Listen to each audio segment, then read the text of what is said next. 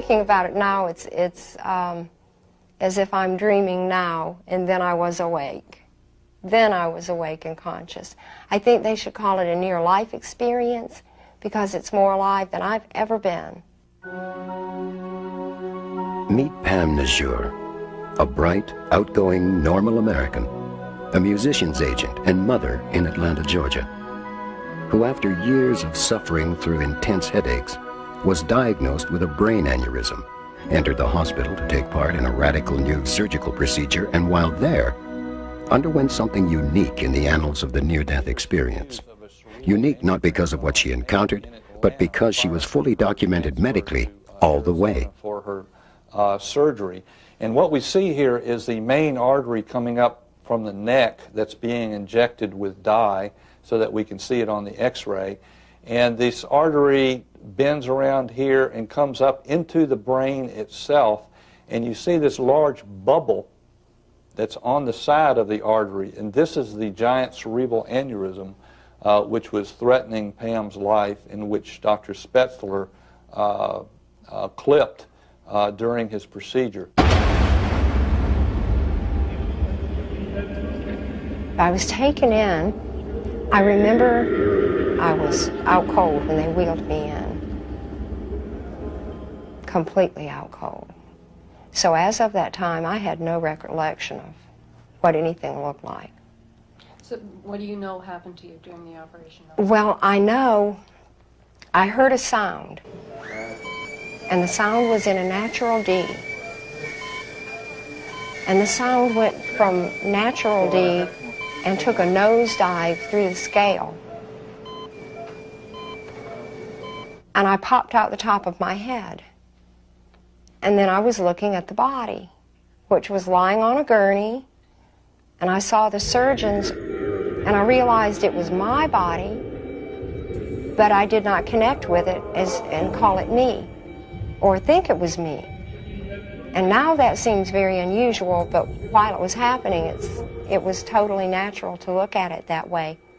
The procedure is, and this is what Pam went through, first she's given general anesthesia through an endotracheal tube.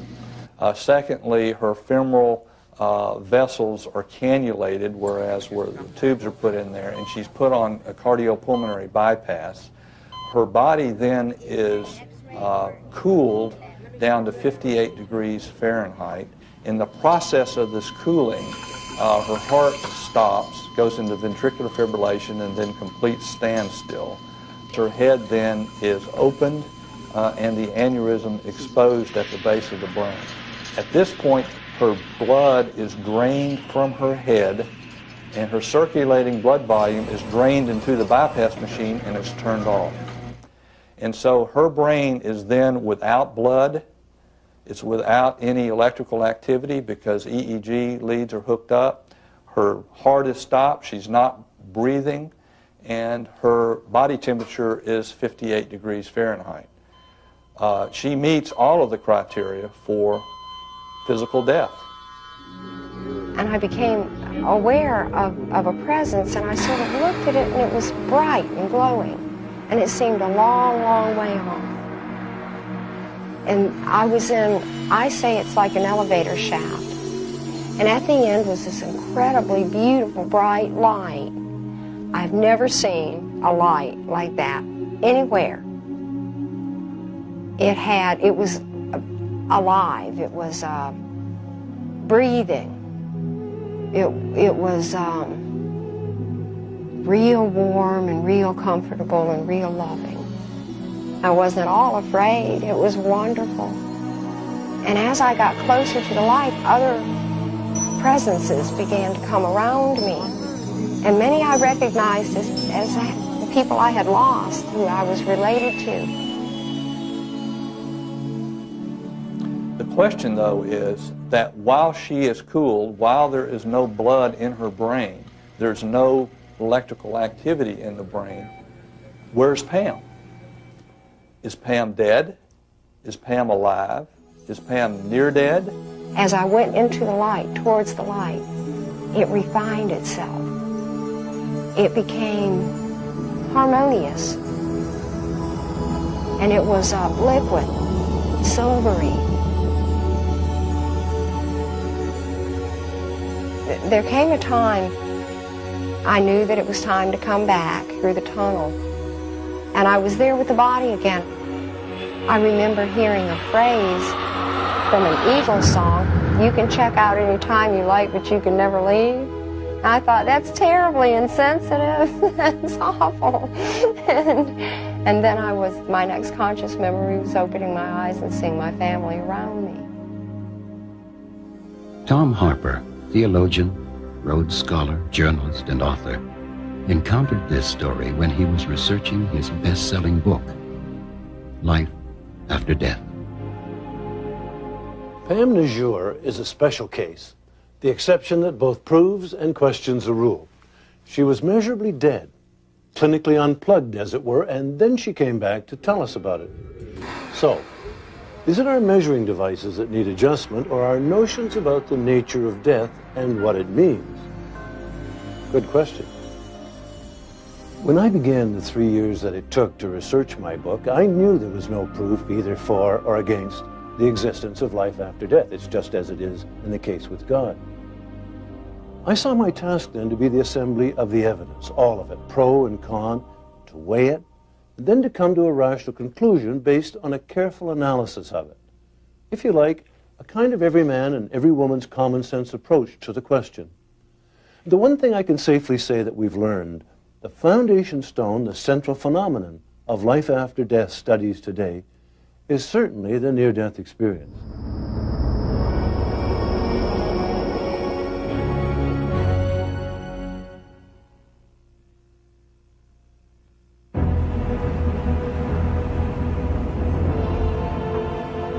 Pam Najur is only one of a vast crowd of people who tell of a near-death experience. 42% of Americans report some kind of contact with the dead. Sociologist Reverend Andrew Greeley. 8 million Americans claim to have undergone a near-death experience. P.M.H. Atwater, author of Coming Back to Life. 8 million Americans. And that may well be an understatement, since a great many people are reluctant to talk about their experiences. Even in more skeptical countries, the figures are similar. In England, 66% of nurses reported mystical events brought on by close involvements with people in their dying moments. An Oxford University study. These and other figures indicate a profound acceptance of the possibility of contact with the dead. But what exactly are we talking about? Assuming near-death experiences really happen, can we then make the jump into treating them as genuine, revelatory encounters with the hereafter? Many people are profoundly transformed by this experience who survive it. Their attitude toward life changes drastically. They become much more appreciative of the privilege of living. They become much more compassionate and loving toward others. They become much more spiritually open, not necessarily more religious after their experience. And one thing that's almost universal among these people is they lose their fear of death and lose it forever as a result of knowing that, from their understanding, there is no death. The near-death experience.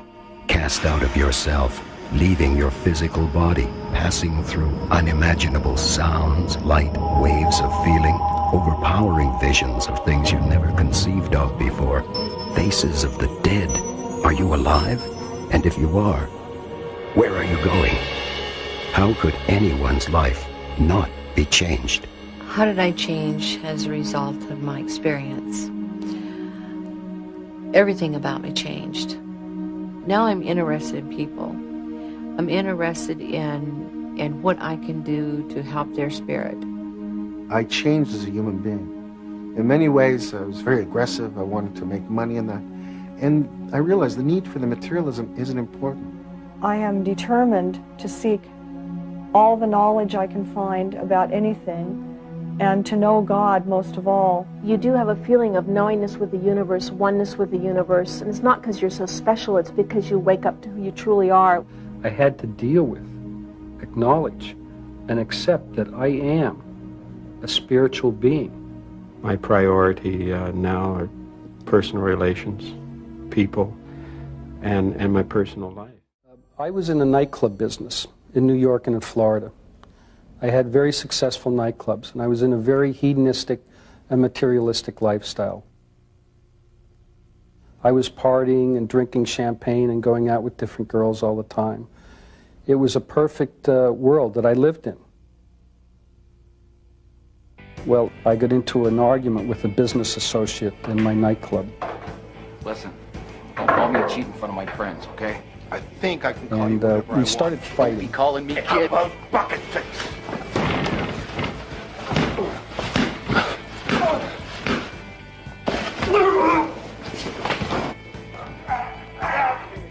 And it became quite serious. And I began to strangle him. And I was pulled away by a security guard. And all of a sudden, I heard my heart stop and my breathing stop at the same instant, the same moment. And I knew I was dying. Ned. I thought to myself, this is it. Somebody call an ambulance. This is how it all ends. Hurry up. I was dead. I heard somebody shouting, "We have no vital signs. We're losing him."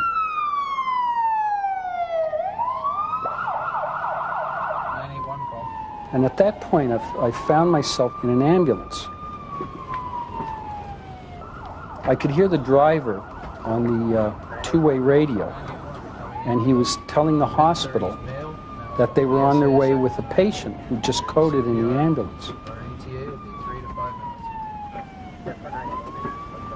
I sensed that the ambulance was slowing down, and the driver turned at this fork in the road, and when he accelerated very rapidly, I felt myself being propelled out of the top of the ambulance. And I was hovering maybe 40 or 50 feet above the ground, watching the ambulance going down this dark road. My view was then drawn up toward the sky, and I watched what I sensed to be a mass of energy forming in the sky right in front of me, like a black liquid, and it created this tunnel effect, like giant waves, like giant ocean waves funneling around. I heard this loud whooshing sound, and then I went up into this tunnel of energy. And as I went up through it, all of a sudden I was enveloped with this bright light, bright golden light, just surrounded me.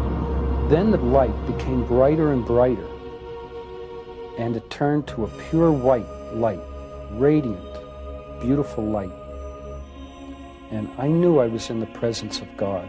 Ned Doherty felt that presence so strongly that he reformed and turned his life around spiritually on the spot. But here is what happened to a man already a minister who had always assumed he was in the presence of God, but found that it meant something different after his near-death experience.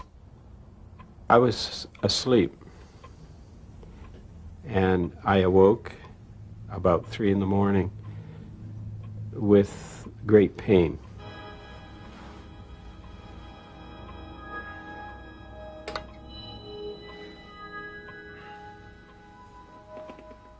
And then suddenly I was being transported somewhere else. I remember looking back just fleetingly, and I saw my wife asleep in bed and my body there. I was drawn into this bright light, this ever-expanding, swirling tunnel of light. And it was very much a feeling of returning to somewhere where I had been before. It was like a coming home. I don't know. It was not frightening. It was very peaceful and exciting. That's what I remember. I remember the feelings of peace, gentleness, at oneness. And then suddenly, abruptly, I was back in that bed and back in that body. And I remember thinking, oh God, not this again. I was back in this physical body with its limitations. I was also back with my wife and my children and my pet dog and my home and all the persons and things that I enjoy in this life.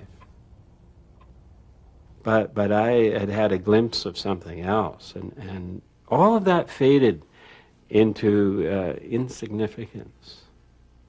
And I don't mean to depreciate my family when I say that, but it did. It was no longer significant. None of that. Ken Martin had a glimpse of something else. Whatever he felt was so immense, so overpowering that it made everything else, his wife, his kids, his calling, appear insignificant. One striking aspect of the near-death experience is the amazing variety of people who have had them. There are people of all religions and people who don't have any faith at all. Men, women, and children, good people, bad people, rich and poor, weak and strong. In the cases of Ned Doherty and Ken Martin, two quite different men, two quite similar experiences, and finally, two very different conclusions or lessons from them. It's obvious that the near-death experience, however powerful, affects everyone differently. But what does that mean? Does it indicate that the contents of the experience merely reflect the private imagination and are not universal? To put it another way, are they simply based in and confined to each individual's brain? I've no doubt at all that near-death experiences are profound life-changing events. They feel absolutely real to the people who have them. But underneath that, I think that it's all created by things going on in the brain. And if I want to understand what's happening in a near-death experience, I personally will try to say what's happening in here, not look for some idea of a soul leaving and going somewhere else. So I think it's a real and important experience, but still it's a brain-based experience. I strongly suspect that the experience of the near-death phenomenon and the conviction that there is an afterlife is tied to the intrinsic wiring of the human brain and a process that emerged evolutionary-wise as the sense of self occurred. Because at the moment the sense of self emerged, if it had believed that it would die, the apprehension would be so significant it would have been fragmenting, and the sense of human self would never have evolved the way it has. There's plenty of evidence that people do change after NDEs, but a lot of controversy about why. Most people seem to think it's because they've actually met God or they've been to heaven and so on. I don't think so at all. I think the really transforming aspect of an NDE is when it goes far enough for the ordinary sense of self to start to dissolve. One of the interesting things about the near-death experience is that the conditions bringing it about are associated with hypoxia, and we now realize that certain neurons die. Not all of them. A small subpopulation die, which means that now the brain is microstructurally connected differently. And basically the microstructure of the brain is your personality. These small changes occurring in the appropriate place can produce a change that will last more or less forever, and the person will be and appears transformed. Well, those views sound perfectly reasonable from a scientific perspective, and yet they don't completely satisfy, I think. They leave some crucial elements out. They don't explain, for example, how a near-death experience can have measurable exterior effects. Take the example of Dr. Yvonne Cason. Well, in 1979, I was involved in a medical evacuation accompanying a critically ill native Indian woman to a larger hospital. Our airplane flew into a blizzard, and both of the propellers, the air filters froze over, and we crashed onto the surface of a semi-frozen lake.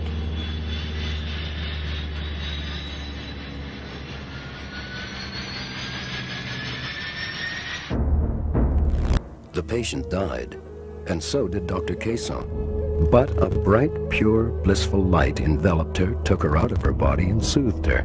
Her time had not come. She was returned to her body, and she survived. The experience changed her in a lot of ways, but one way in particular. She became clairvoyant. Well, about a month after I had my near-death experience, I was driving home from work to visit a friend. We were going to have supper together. And suddenly, I got a very clear visual image in my head of my friend's brain covered in pus. Now, this image, to me as a doctor, was a very clear visual image of meningitis. So when I got there, I asked my friend Susan, "How are you? How are you feeling?" And she said to me, "Gee, Yvonne, I've got a really, really bad headache. I've never had a headache like this. This is one of the worst migraines I ever had. as a doctor, I asked her all the other symptoms of meningitis, and she didn't have any of them. So I said to her, listen, if you develop any of the other symptoms of meningitis, I want you to promise me that you go to the emergency tonight at the hospital and insist on being tested for meningitis. So as it turns out, she did get worse that night. She did go to the emergency of a major hospital here in Toronto, and sure enough, she was confirmed at being at the very early stages of a very rare and often fatal type of meningitis. And because it was diagnosed so early, she survived it without any brain damage, which is very rare for an adult. So this was my first clairvoyant episode. Dr. Caisson's experience is not unusual in itself. Claims of increased physical sensitivity and mental powers are frequent and controversial after effects of the near-death experience. But remember this, the people we met are representative of literally hundreds of thousands who report similar experiences.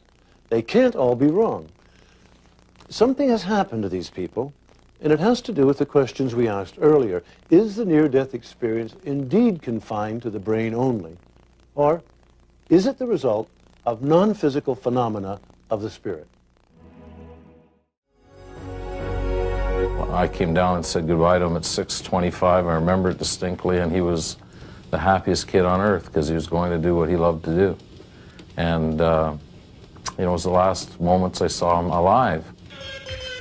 19-year-old Stephen Savin was a bright, active, seemingly healthy kid, a kind of golden boy. And then one morning, in a phys ed class, his heart just quit.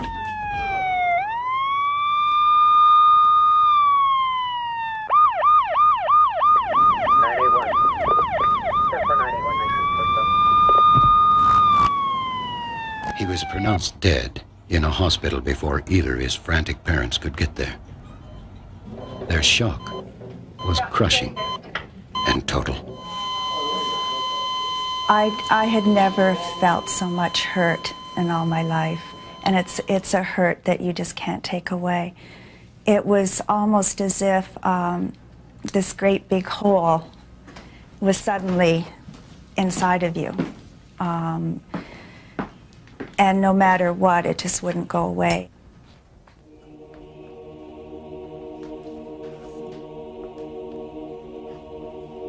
Before I had gone to bed that night, I was the last one to sort of put all the lights out and go upstairs. And it was a time for me to be with my own feelings.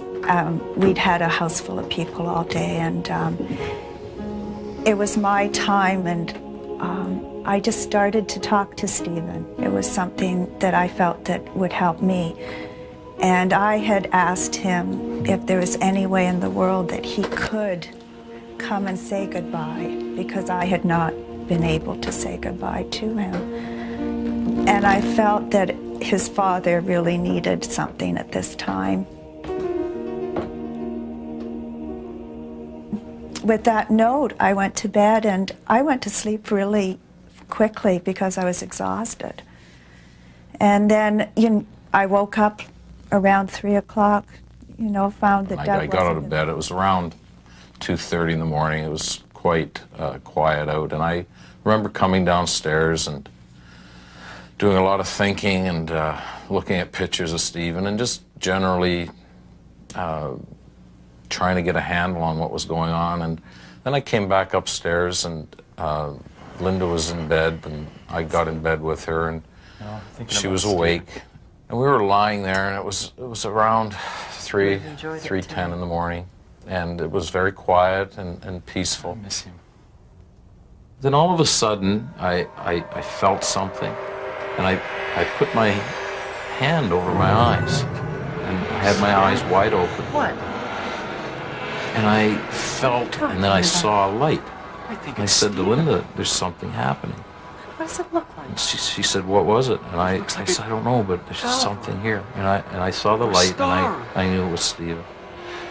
And I don't know how I knew, but Linda was saying, what's he look like? I said, he's a dove, and he's a star.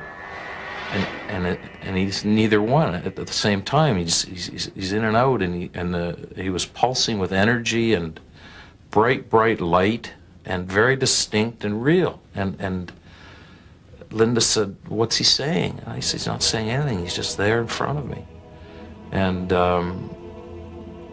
I was just transfixed looking at him, and it was beautiful, and I knew it was our son. And all of a sudden, I heard the words, "Thank you." It came through me. And I knew that Stephen had said goodbye to us.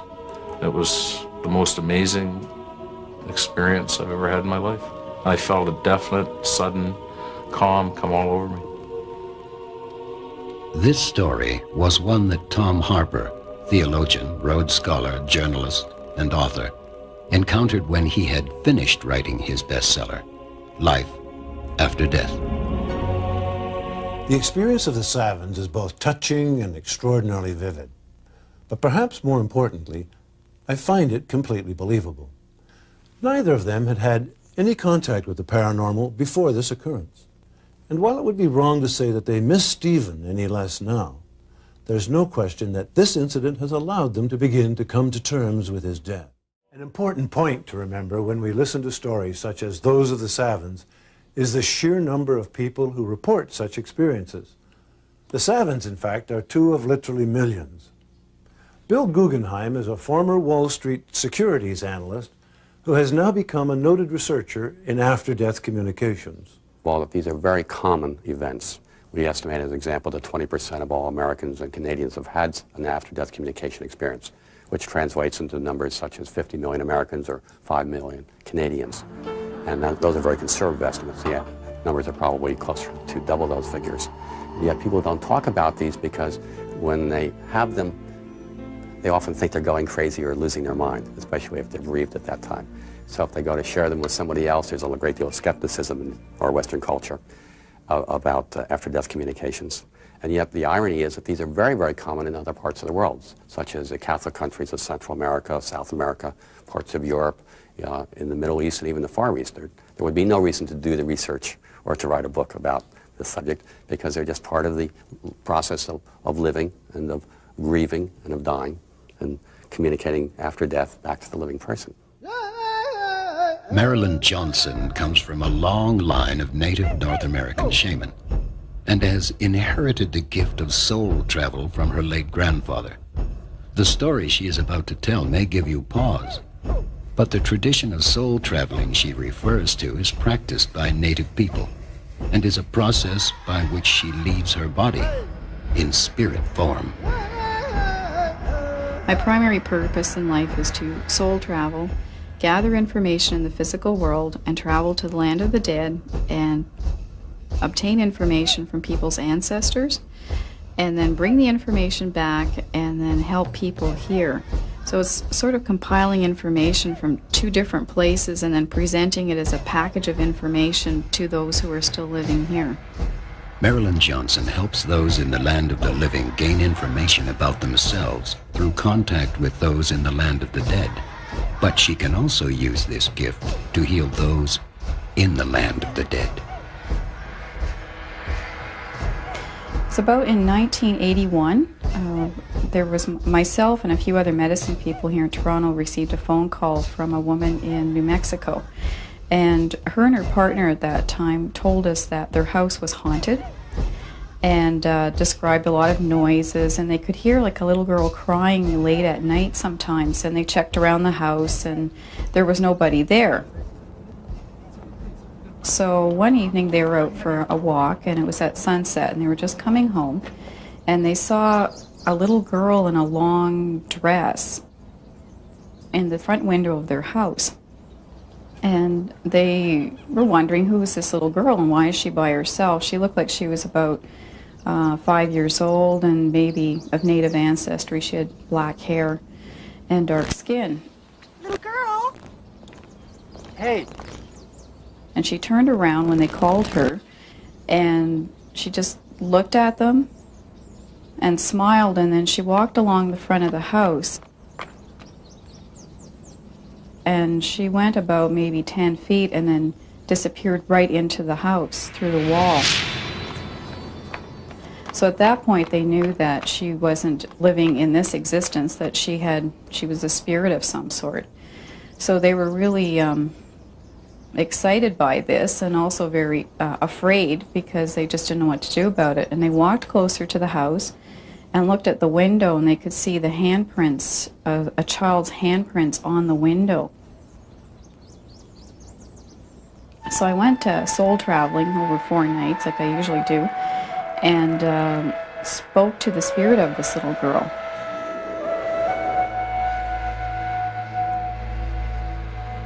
But also the spirit of her mother showed up, and I could see that they were separated. And what had happened is that coming over the knoll of a hill, right near where that house is located now, and the mother fell down the hill and broke her neck, and then the little girl stayed with her mother and then eventually just died of exposure and starvation.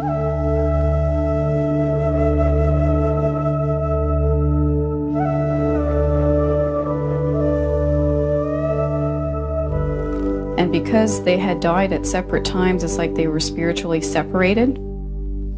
Coming back to the house, looking for her mother, because it had all occurred in that location.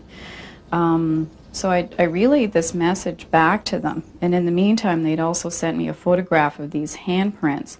So what we advised them to do, and we did as well here, is we had a feast for the two of them so that their spirits could be joined together in the same location in the spirit world, and we wanted them to be together. And once this was done, then the house wasn't haunted anymore.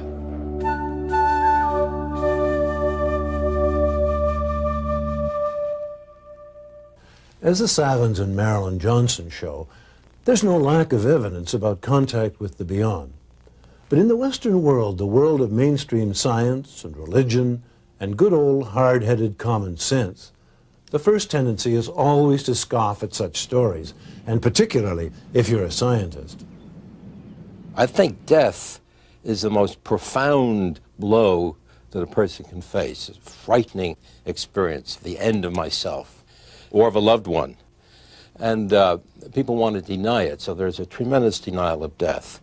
And so there is what I call the transcendental temptation, the yearning of the soul to leap beyond and to communicate with the dead. But again, these are anecdotal reports. They're psychological or subjective accounts. And the question is, people may have thought they saw this, but were they really, are these experiences veridical? Are they true? Or are they merely describing their own internal psychological needs? I think the latter is probably the better explanation. Not all scientists take as hard a line. Dr. Richard Olson at the University of North Carolina led a team of researchers who conducted a study with widows and widowers after the death of their spouses. And well over half, about 60-some%, said that they'd experienced the spouse in some way. Some had a sense of presence, some actually spoke with their spouse, some saw them, some felt a physical presence. None had discussed it with their physician. Very few had mentioned it to their family.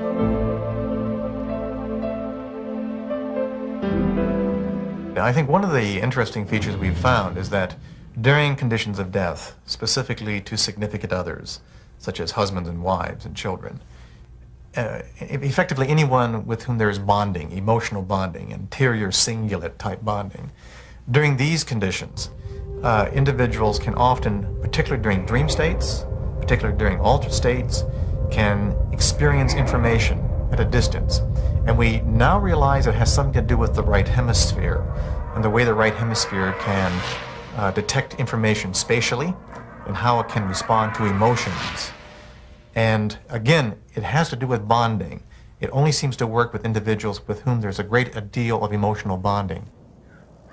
While scientists like Dr. Persinger explore the communication that occurs between those at the point of death and their loved ones, they still tend not to acknowledge the possibility that the soul continues beyond death. That assumption lies at the heart of parapsychologist Boyce Beatty's work. I live in Connecticut, and when persons call Yale University or the University of Connecticut and say they have a ghost in their house, they're frightened, they don't know with whom to speak, they're put in contact with me, and then I work with others, usually a deep trance medium or a clairvoyant, sometimes a clinical psychologist and maybe another parapsychologist. We investigate and we eliminate viable alternative explanations. Are the persons somehow disturbed psychologically? Is it squirrels in the attic?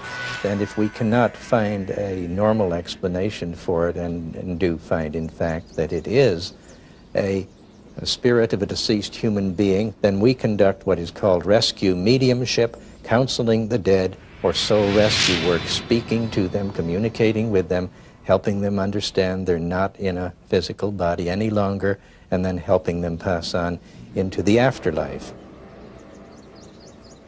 For most people, even those who accept some form of life after death, these assertions can be a little hard to swallow.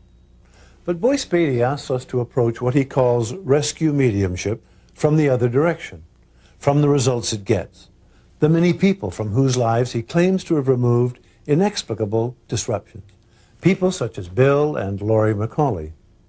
I said to Laurie, it's coming back after me. Whatever this is, it's coming back after me again. And I was petrified. Just sweat was just pouring off of me. And all of a sudden I felt something on my back, not physically on my back, but I knew something was on me. We moved in the house in 1985. And shortly after that, things would happen sporadically in the house. Lights would come on and off with an unexplained nature. We'd hear voices in our house other than our own, children laughing and crying other than our own. Objects would move before our eyes. And this was very sporadic. Nothing that really pointed out to us that definitely our house was haunted. I kept pushing these things to the back of my mind. No, this couldn't be happening. This couldn't be happening. It's got to be of a human nature. It's got to be a neighborhood child or a neighborhood teenager, or somebody was harassing my wife.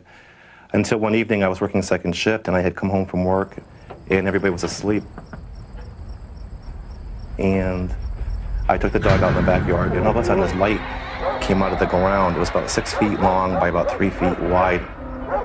It just came right out of the grass. And my dog walked over to the edge of it and showed his teeth and started growling ferociously at it.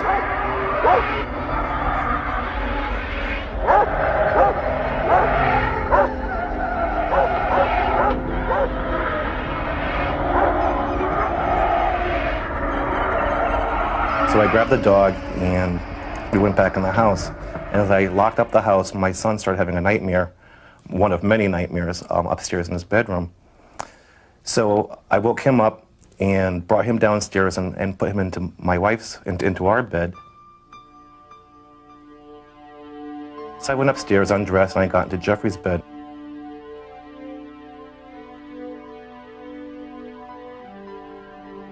And then as I lay down, I felt a presence for the very first time over the dresser, looking down at me. And I sat up. It's black, no, the room is dark, but I knew something was there looking at me, and the only thing I could feel, I was not so much frightened as I felt as though it was confused. It was trying to figure out why was I in this bed and not Jeffrey. At first he was my friend in the beginning, but then at the end I was listening to my parents a lot, and he'd try and scare me until one night he was really bugging me and a lot of havoc was going on in our bedroom. We were sleeping together in the same bed. And there was that one occurrence when he came out of the closet and was scaring us, and he just pulled the covers off us, and he was just scaring my brother and me.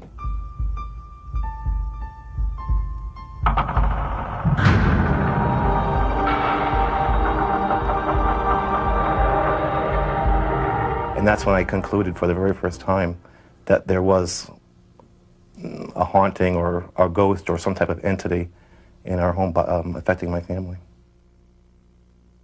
Upon reading an article about Boyce Beatty in the newspaper The Hartford Courant, Bill McCauley contacted him. Boyce determined that the family was indeed troubled by a legitimate haunting before prescribing a remedy. What finally worked in our case was the mild exorcism in the home, and Boyce Beatty did a prayer for the dead, which helped pass over the earthbound spirits that were left in our home. Recognizing that in many of these cases it's a matter of helping people go into the light, recognizing that in many of these kind of cases what is happening is that it is the spirit of a deceased human being who is earthbound, who is quite confused, not realizing they are no longer functioning in a physical human body, and have not passed into the afterlife, into the light. So that night I did a prayer that was oriented toward communicating with the spirits of any deceased human beings who had not gone into the light, who were earthbound. As a result of their experience, the McCauleys have pioneered a self-help group, Victims of Paranormal Phenomena. Some Buddhists believe that if we don't get to the light after we die, we will remain sorrowfully earthbound, unable to find our ways through the bardo and into our next reincarnation. Other cultures maintain similar concepts expressed in their own terms. The testimony of the Savins, Marilyn Johnson, and the McCauleys points to the possibility that consciousness can have existence beyond physical death. They thought Jessie Lott had a bad cold until her liver began to fail. She went into a coma, her brain pressure reached 100, and her heart stopped. For 20 minutes, she was gone. And then, she came back. An ordinary emergency, really. Except for one thing.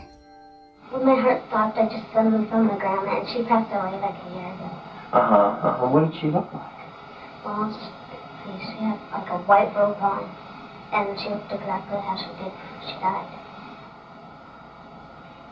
I've interviewed dozens and dozens and dozens of children who have had these experiences. Pediatrician Dr. Melvin Morse of the Seattle Children's Hospital has conducted by far the most in-depth research into children's near-death experiences. His documentation includes extensive on-camera interviews with children, such as Jessie Lott. And what did you think about that, your grandma being there? I was just so shocked. I didn't, I don't know, just like she was right there and I was right here, and I couldn't move. She was just sitting there. It's like she was frozen. I don't know. I was sort of scared, but sort of happy to see her. That's all I remember. I was just sitting in a chair. She was sitting frozen, and she was fine. I don't know where I went, but I went somewhere. She's just a kid with no axe to grind, no knowledge of the concept of the near-death experience. In her case, hardly any religion in her upbringing at all. Just a kid who remembers what she experienced. Hers is just one of the stories Tom Harper, Rhodes Scholar, theologian, and journalist, encountered when he was researching his bestseller, Life After Death. Just a kid. But to children, and particularly those who have had no special indoctrination in religious ideas, have something unique to tell us about what happens after death. Are their experiences different? Or do they have the same experiences as adults, but see them differently? Are they better reporters because of their lack of sophistication? In this program, we will look at many examples of children's testimony. Children have simple and pure experiences. They use words like neat or weird, which are very, very real feelings. That the typical child's near-death experience, they go, "Wow, I thought I was floating out of my body, and I knew I was dead, but I was still alive." And there's a genuine quality of mystery about it. How could such a thing be really happening to them? They're often frightened by the experience. Many of them wonder how they're going to get back in their body. Since it's so far out of the realm of anything they expected, they frequently say it was scary. That's not an unusual experience at all. And mostly I'm impressed by how fragmentary the experiences are. They usually just tell a teeny little fragment of something that has clearly struck them. Because the huge noodle was just like a tunnel. It went straight, and it didn't have anything in your way. It wasn't like a spiral noodle, so it's either a tunnel or a noodle, and it was a rainbow.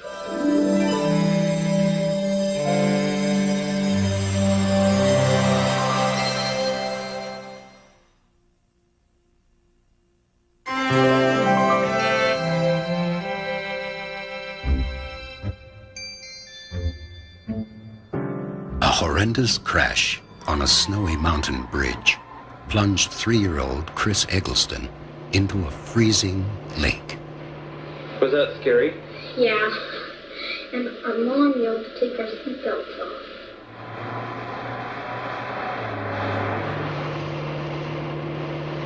But when we crashed, behind us was a car with 6 children in it. He was the person who saved my life. He saw us go around the curve, but when he came around the curve, he didn't see us anymore. So he took his flashlight and looked down off the bridge, and he could see us, could see our car. So he had to dive like 5 or 6 times to get down far enough to get to me. And during all that time, I was having a near-death experience. Chris Eggleston had, again, a typical child's near-death experience, in the sense that it's brief, fragmentary, difficult to comprehend, both for us and for him. I started falling through this noodle, it was coming closer and closer. And I went inside it, and it was all like a rainbow. And then at the end there was a wall with smaller, just 2 smaller tunnels that would lead to like an animal heaven or human. And he was in a car which filled up with water, and he nearly drowned. He said suddenly everything went blank. He was then out of his body, surprised to be there, felt that eventually he could learn to swim or somehow move himself in the air. Said that he went to a place that he called the human heaven and made some sort of choice to return to his body. But interestingly enough, he says that he was in a huge noodle until he realized that noodles don't have rainbows in them, so it must have been some sort of tunnel.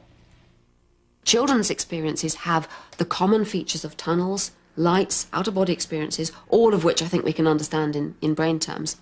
What they don't have is elaborated visions of the kind that adults have. They do not have long life reviews, that they haven't had a long life. Quite often they see living people as well as dead ones. They see their pets, they see the people who matter to them in a different way from adults. We also mustn't forget that many children, particularly in America where most of these stories come from, are exposed to a lot of religious propaganda early in their life. They hear about heaven and hell and pearly gates and angels and so on. And in fact, some of the angels children report are classic sort of painted angels that you might get in a religious shop, wings and halos and the whole works. So I think a lot of the details come from children's expectations, just as they do with adults. And then I didn't know which was which, so I started floating down one of the animal ones. Then I ran into this humongous flower. And then inside I found a honeybee that was like as big as I was now. And I knew he liked me because he gave me some bread. His parents had no religious beliefs whatsoever. He doesn't encounter something that he thought was God. His heaven is a very commonplace description of heaven in that it was a golden castle with pearly gates, the kind of thing that I think virtually every child is exposed to. He says he had a bumblebee as a helper that assisted him with the experience. In other words, I think a more religious child typically describes guardian angels as assisting them with the experience. In his case, it was a bumblebee, a very non-religious image in keeping with his very non-religious background. The one message I've learned from children's near-death experiences is that we die the life we live. So, it seems we die the life we live. The same images that are comforting to you in life are comforting in death. How did that make you feel? I was sort of scared, but sort of happy to see her. You were happy to see her. And then what happened? One of the most interesting things about watching the interview with Jessie Lott is the fragmentary nature of her experience. She's obviously struggling with something very profound that's happened to her, and yet she herself doesn't understand it. She has a long memory gap to the very moment her heart stopped beating. And that's when she had the image that her grandmother was sitting there at the bedside. I was just so shocked to see her. She has the sensation she went somewhere else, and then she was back. And then following this tiny little memory, which is localized to the point of her near death, she then has another long memory gap. She doesn't tell us a coherent story. She doesn't fill in every memory gap. She doesn't have a logical or rational explanation for the puzzling things that happened to her. Instead, she simply tells us what she saw and how profoundly affected she was by it.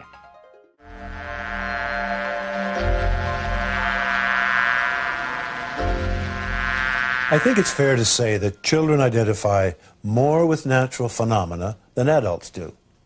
Where, for example, an adult might typically see religious symbols during a near-death experience, children very frequently encounter animals. Chris Eggleston's honeybee, for example. In addition, children themselves are often identified with small creatures, such as the monarch butterfly in the following story. The monarch is an ancient symbol for early death, probably because its metamorphoses can be seen as symbolic transitions to another life. But here's a man for whom the symbol became real. My daughter's computer name was Panda, and she would get on the computer and communicate with friends. And so even before she died, one of my head covers in golf was a panda. And so I'd always think of Jenny when I played golf and would take that cover off. The first monarch experience for me was a Sunday afternoon in August, and beautiful in Omaha, and gathered my 3-wood out in the fairway, and the head cover was the panda, thinking about Jenny, and looked down to my ball, and there's a monarch sitting on the ball. And that monarch just sat there, and I said, there's no way I'm going to hit that ball. Try and get out there. Get out there.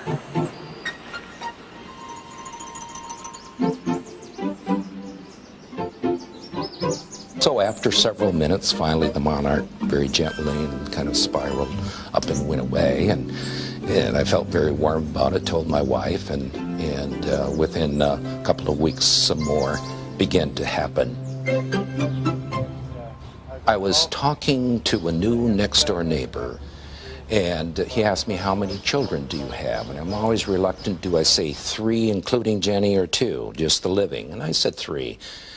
And so he asked me questions. He says, I know a little bit about that and what happened. So I told him, and then I began to relate the butterfly stories, 3 of which had already happened at that point. Take my hat off, and I'm shushing it away. Thing just doesn't want to go away. And as I'm talking about Jenny, as I'm talking about deathbed visions and so on, a monarch comes, and there's a twig there and sits there. And he's doing this double take, looking at me and looking at the monarch, and it sits there what seems like 6 to 7 minutes.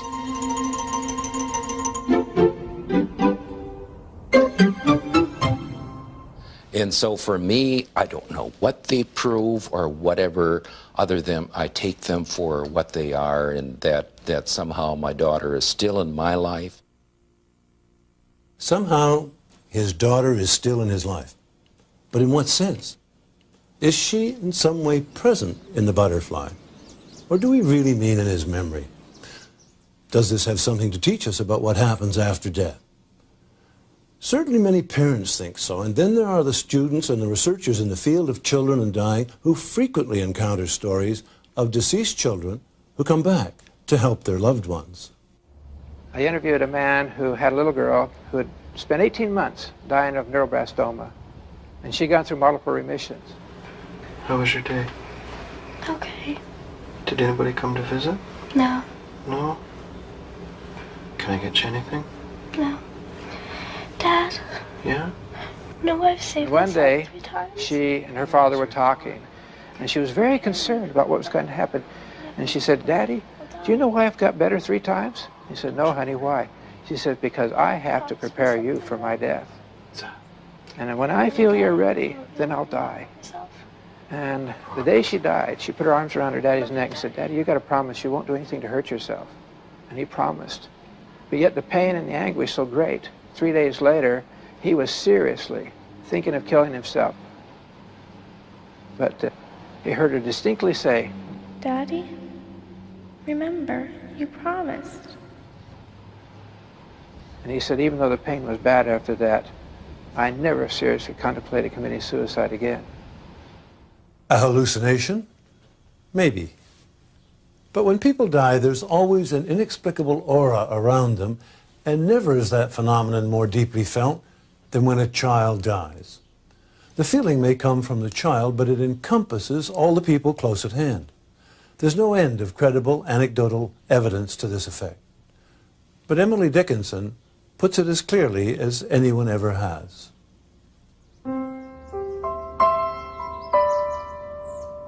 The last night that she lived, it was a common night, except the dying. This to us made nature different. We noticed smallest things, things overlooked before, by this great light upon our minds, italicized, as 'twere.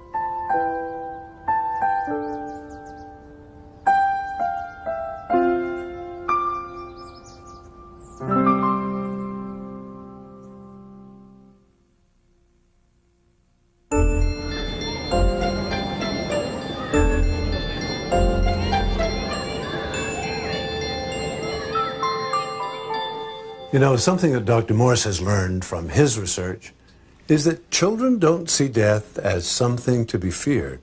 I'm curious, one child said to me, I'm not afraid to die anymore.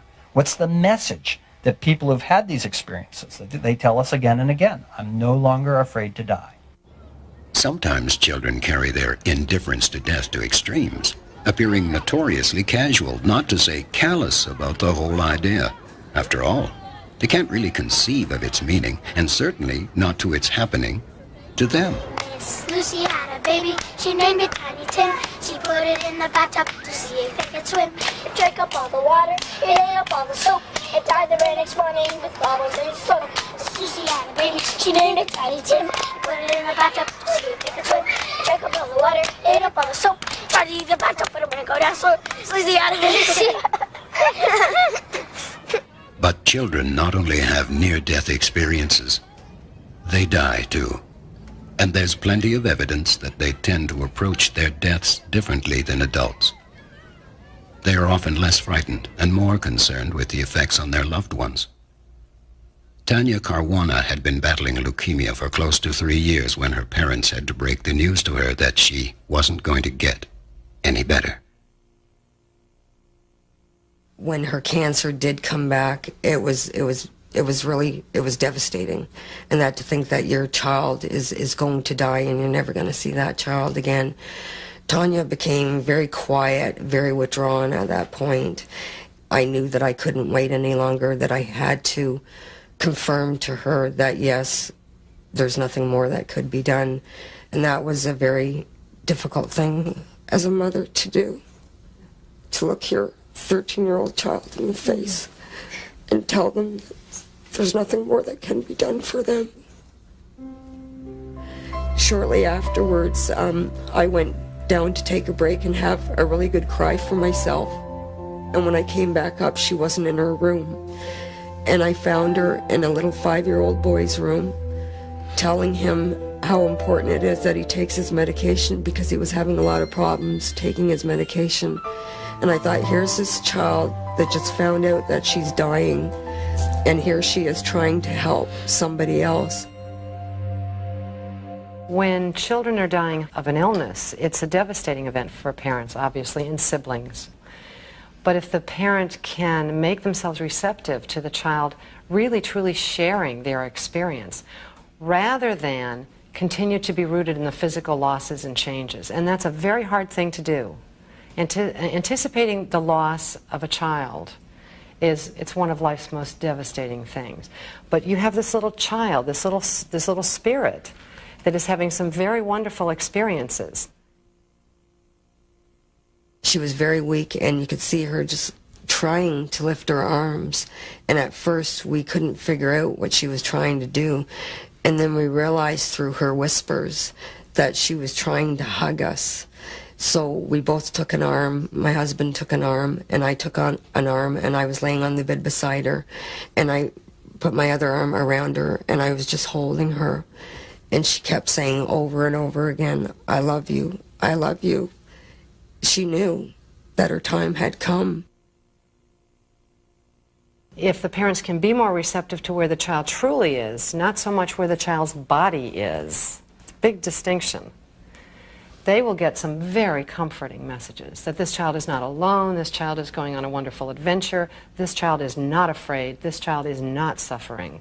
These are all things that will give them tremendous grief assistance in the journey that they have up ahead. A tremendous amount of peace. Actually, the 10 minutes before she was dying, at the very end, her breaths got quieter and quieter, and she stopped breathing. And at that point, I started crying, and she started breathing again.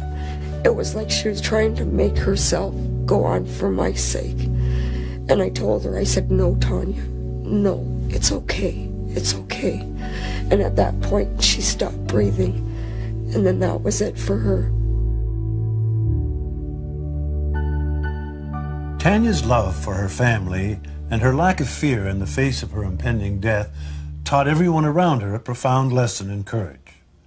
The stories of children who have had near-death experiences and what those who were close to children who have died tell us confirms to me my sense that they're nearer to the womb of creation. Perhaps, in some sense, they're privy to a clearer and purer perception of what's happening to them.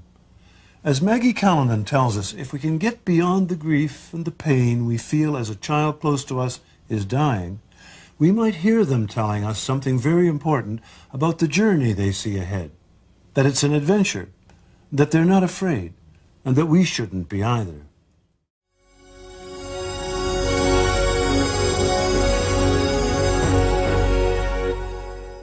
This was dreamt by a dying woman in her hospital room.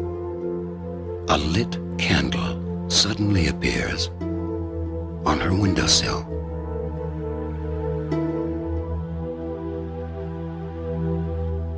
The candle goes out. A terrifying, suffocating, miasmic blackness envelops everything. Then, the candle relights, but on the other side of the closed window. The woman died shortly after relating the dream we've just seen to a nurse. Tom Harper, theologian, Rhodes Scholar, journalist, and author, encountered this story when he was researching his best-selling book, Life After Death. Well, what are we to make of it? What did the dream mean? It must have been significant because, after all, this was the last dream she ever had. The final manifestation of her unconscious mind in this world. According to the celebrated psychiatrist and dream analyst Dr. Marie-Louise von Franz, and based upon her analysis of over 10,000 dreams of the dying, the meaning being communicated is that the light of the individual, one of those common metaphors for life that we've seen so often, goes out at death but is miraculously renewed on the other side. In other words, the spirit seems to live on. This dream, then, illustrates perfectly a profound insight of the great psychoanalyst and the mentor of Dr. von Franz, Carl Jung. The unconscious psyche believes in a life after death. According to Jung, dream symbols which exist in the very depths of the soul behave as if the psychic life of the individual will continue. In Dr. von Franz's words, these symbols depict the end of bodily life and the explicit continuation of psychic life after death. In other words, our last dreams prepare us for death, and possibly a life beyond death. You know, it's not only adults who have experienced preparation dreams. Children have reported them too. Here's a particularly telling example. And what's especially interesting and moving is the clarity with which a little boy sees an impending life on the other side. Corey Beller had cancer. Kimberly Clark Sharp spoke to him and to his mother Shirley about his dreams, in which he traveled to a heavenly place called Summerland. Corey even painted a picture of Summerland. He would cross a rainbow bridge in each dream and go to a place that was so pleasant and wonderful that he called it Summerland. And there was a crystal castle there, and increasingly there were other children there that he knew from his cancer treatment. He loved Summerland, and he spent more and more time in these dreams going there until he felt like his family was in an emotional position to accept his decision to go to Summerland permanently. And with a great deal of matter-of-factness, he announced this to his physicians, and this was at Children's Hospital here in Seattle. His physicians supported his no-treatment decision. He had already had 7 rounds of chemotherapy like months-long chemotherapy. This little kid had suffered beyond endurance. And he didn't want any more. He wanted to go to Summerland. So he said, hey, docs, I'm ready to die. I'm not going to have any more treatment. They said, okay. Send him home, and he died in his mother's arms on Mother's Day. Because he had central nervous system disease in his brain and in the lining and the fluid around his brain, he had a lot of sort of flailing and kind of spastic movements. But he did this Lamaze-type breathing all the way through, and he was coherent the entire time and kept trying to have conversations with my friend Shirley, who was with us, and I. And she was as fascinated, I think, as I was, and neither one of us had ever been with anybody who was dying, you know, going through that whole dying process. And he had no fear, absolutely none. He saw Summerland as a real place, not as a dream or a vision. To him, it was a real destination, and one where he knew that everybody who dies would go there at some point, and that that's where he would be reunited with us someday when we die. Corey Beller showed us that dying children dream in a pure and often unexamined context. But dying adults often look for meaning in the dreams of their final days. Do these dreams provide an insight into what awaits them after death? This is Casey House, a hospice for terminally ill AIDS patients in Toronto, Canada. It is probable that every patient here will have died long before this program is seen. That is no secret, least of all from their own unconscious minds. Yves Benoit, a 37-year-old playwright and artist, talked to us about his dreams and how he interpreted them. The universe is the sea. The sea represents, I have dreams about the sea.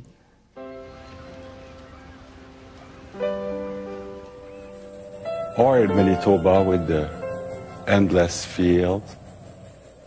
Or those mountains that are so huge, you know, and so beautiful. Or the Cape Breton with the waves of water coming, and crashing again.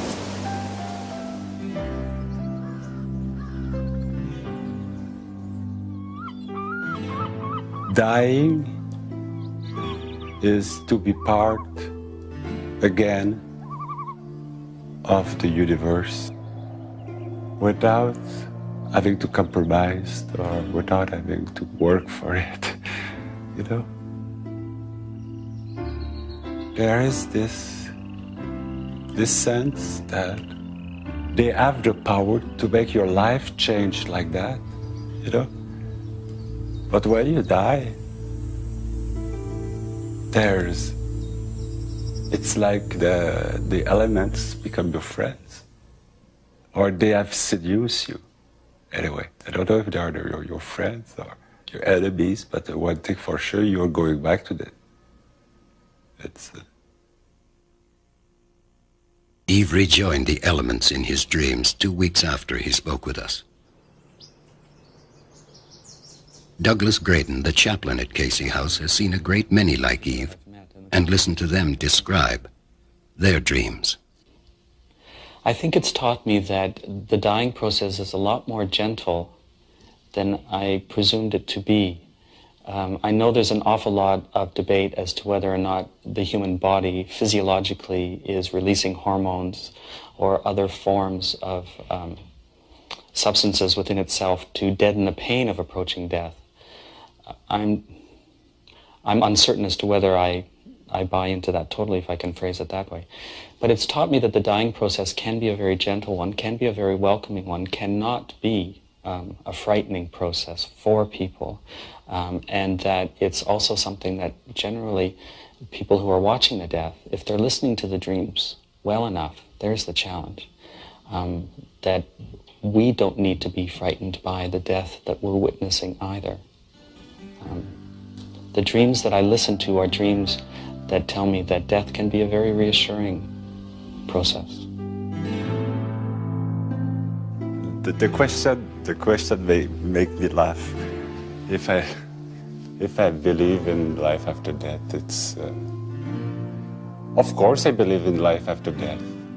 Like I believe in the wind and I believe in the sun. Of course I believe in life after death.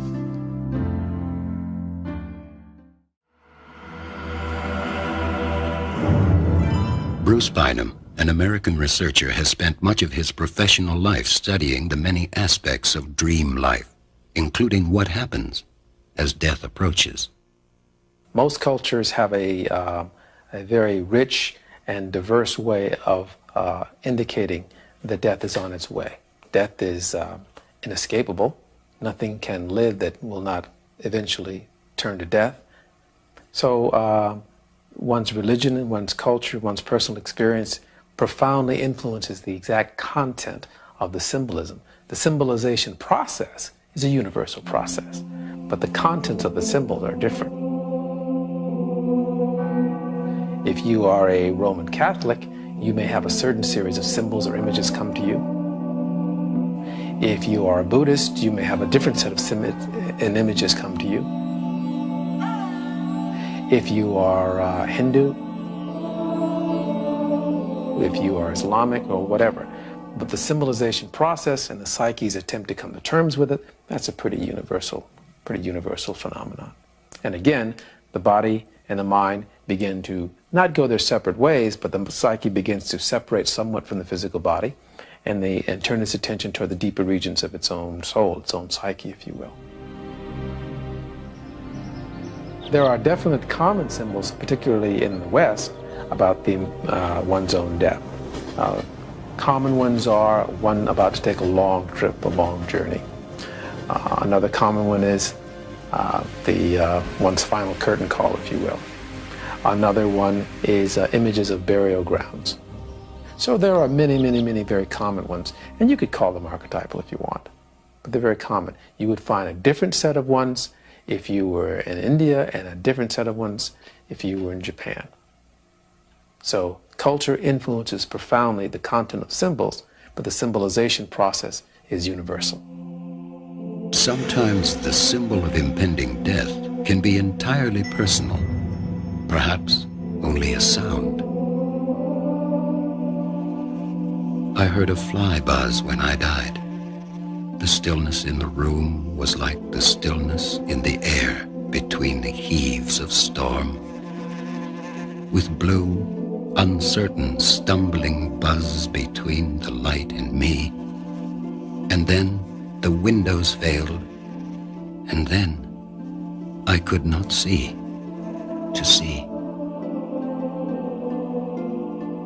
But whether the symbols are traditional or personal, the basic question arises, is this real information in symbolic form? Are we truly being informed about what to expect? Maggie Callanan is a palliative care nurse and co-founder of Shades of the Rainbow, a workshop whose aim it is to reframe our approach to dying. We really use dreams in two pretty distinct ways in hospice. First of all, I think it's an important type of communication if our patients are dreaming, to ask them to talk about the dream. If dreams recur, if there's a pattern to their recurrence, the same dream over and over again.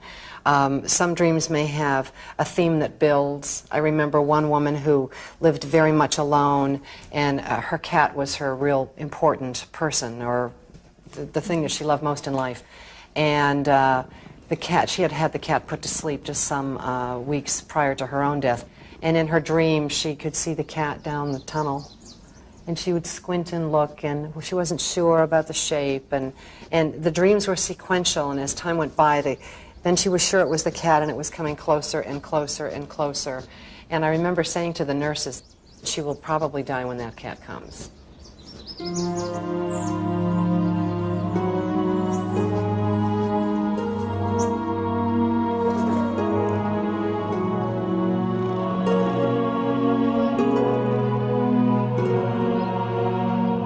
We had a volunteer sitting with her so that she wouldn't be alone, and the volunteer came out and said, look, she's waving, but she was going like this, and she was stroking the cat.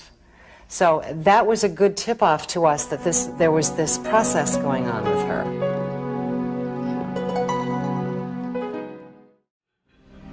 A cat, a fly, a stopped clock, another person. Anything and anyone appearing in a dream can be the bearer of the ultimate tidings. The experience I've had with people actually who have dreamt about their impending deaths predates my involvement with near-death experiences. First time that I can remember anyway encountering this phenomena was an old gent who was on the medical intensive care unit at Harborview, who had a dream that he was going to die at around 2 p.m. that Sunday afternoon. This was on a Friday.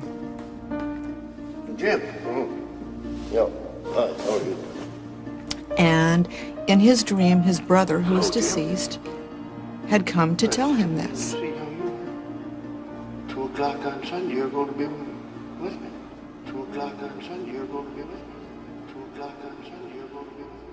2 o'clock on Sunday, you're going to be with me. So he asked if I would please come to say goodbye to him Sunday morning. Well, you know, so sure, I was going to come in only to assure him that he wasn't going to die. He, in fact, spent that interim time getting better, getting better, getting better.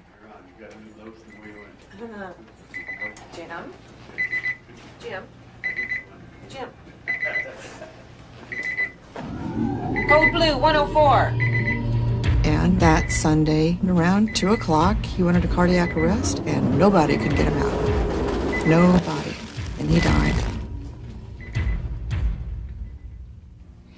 And I was comforted by the fact that I knew his brother had come for him again. 2 o'clock on Sunday, you're going to be with me.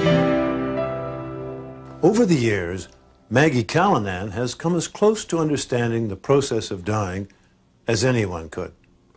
Some of her conclusions may surprise you, especially her sense of how dying people organize their deaths, for want of a better word.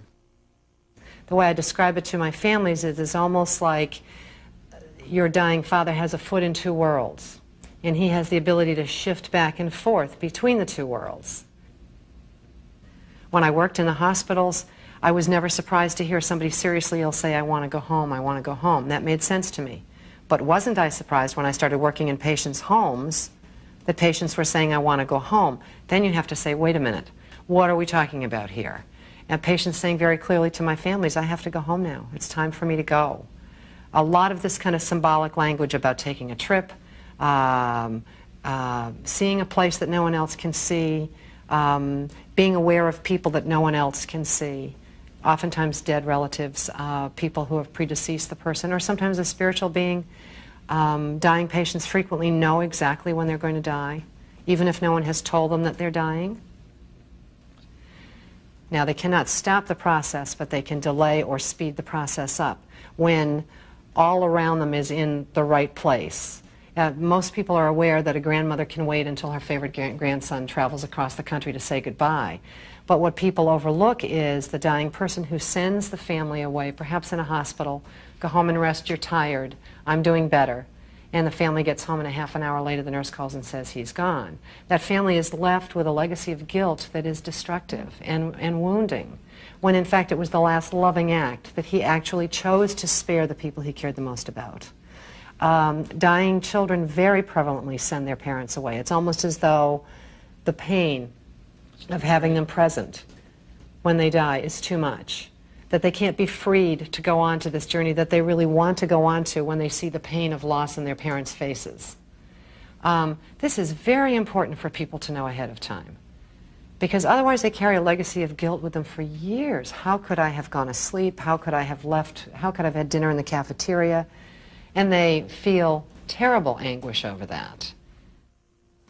The really important point about dreams that struck me as I was researching this particular aspect of evidence for life after death was that the unconscious, using archetypal images, encounters very squarely the fact that the body is facing its own dissolution, that death is real.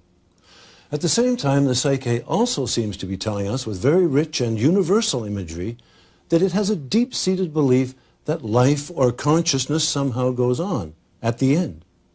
I found this even more telling than the evidence of the near-death experience. In our culture, dreams may be the best medium to inform us about the journey we might undertake. In others, as Bruce Bynum now explains, meditation and contemplation are the keys to furthering this process of understanding. Most other cultures have a very rich, diverse history of working with people who are dying. In the West African traditions, sometimes ceremonies are held. In the Hindu tradition, one turns away from the external life and focuses much more internally. Most cultures have a tradition of this. The only cultures in the world who don't have a tradition of this, unfortunately, are the West. And we've sort of lost a little bit of our way in that area. While pursuing other things, we've sort of lost the art of dying. And the art of dying is complementary to the art of living. Both are involved with transformation. Both are involved with wisdom. There's a lot to be learned in the process of dying. You don't want to sleep through your own death.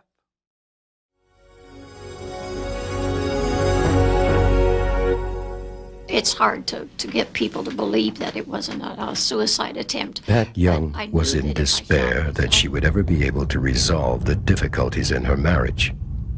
And so she shot herself and went to hell. I knew it had to be something that would be drastic enough to put me in the hospital, but not drastic enough to kill me.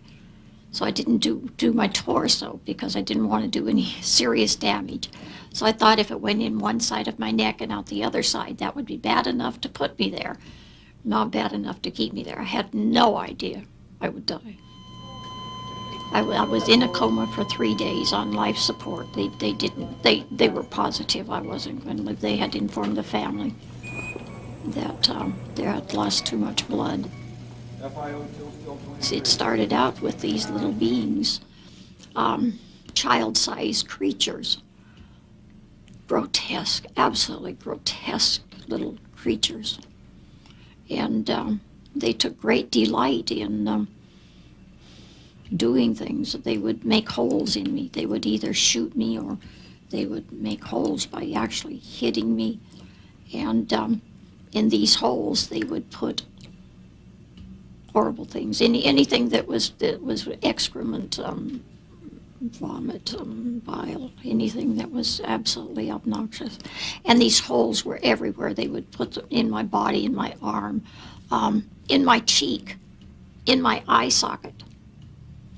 And you can't do anything. And you're extremely ill from it. But you can't get sick. I wasn't able to even gag. And you can't feel the pain, but you can feel, but then you can smell.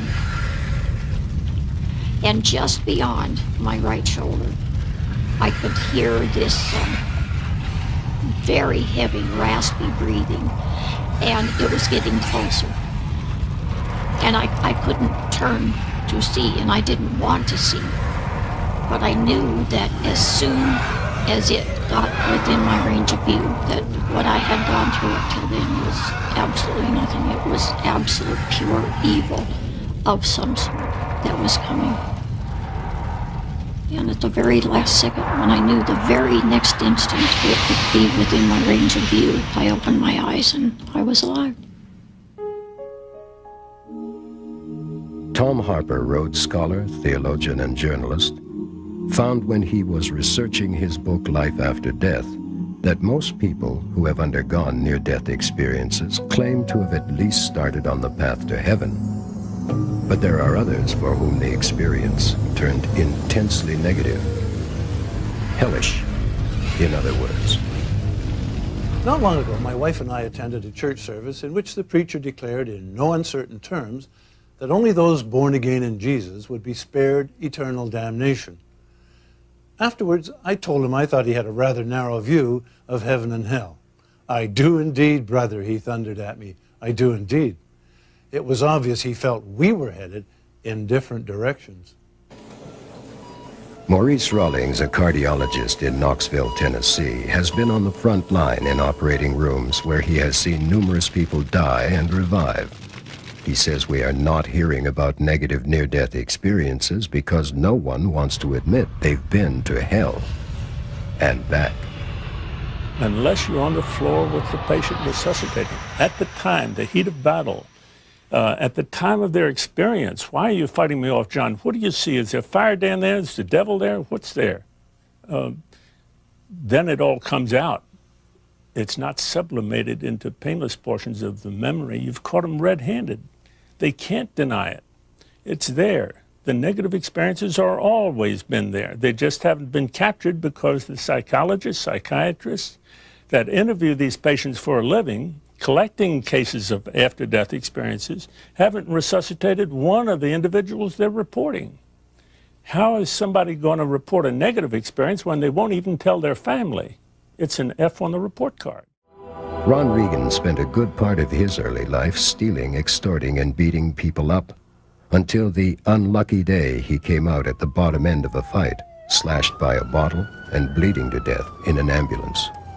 And I didn't know what was happening. I thought the ambulance was on fire.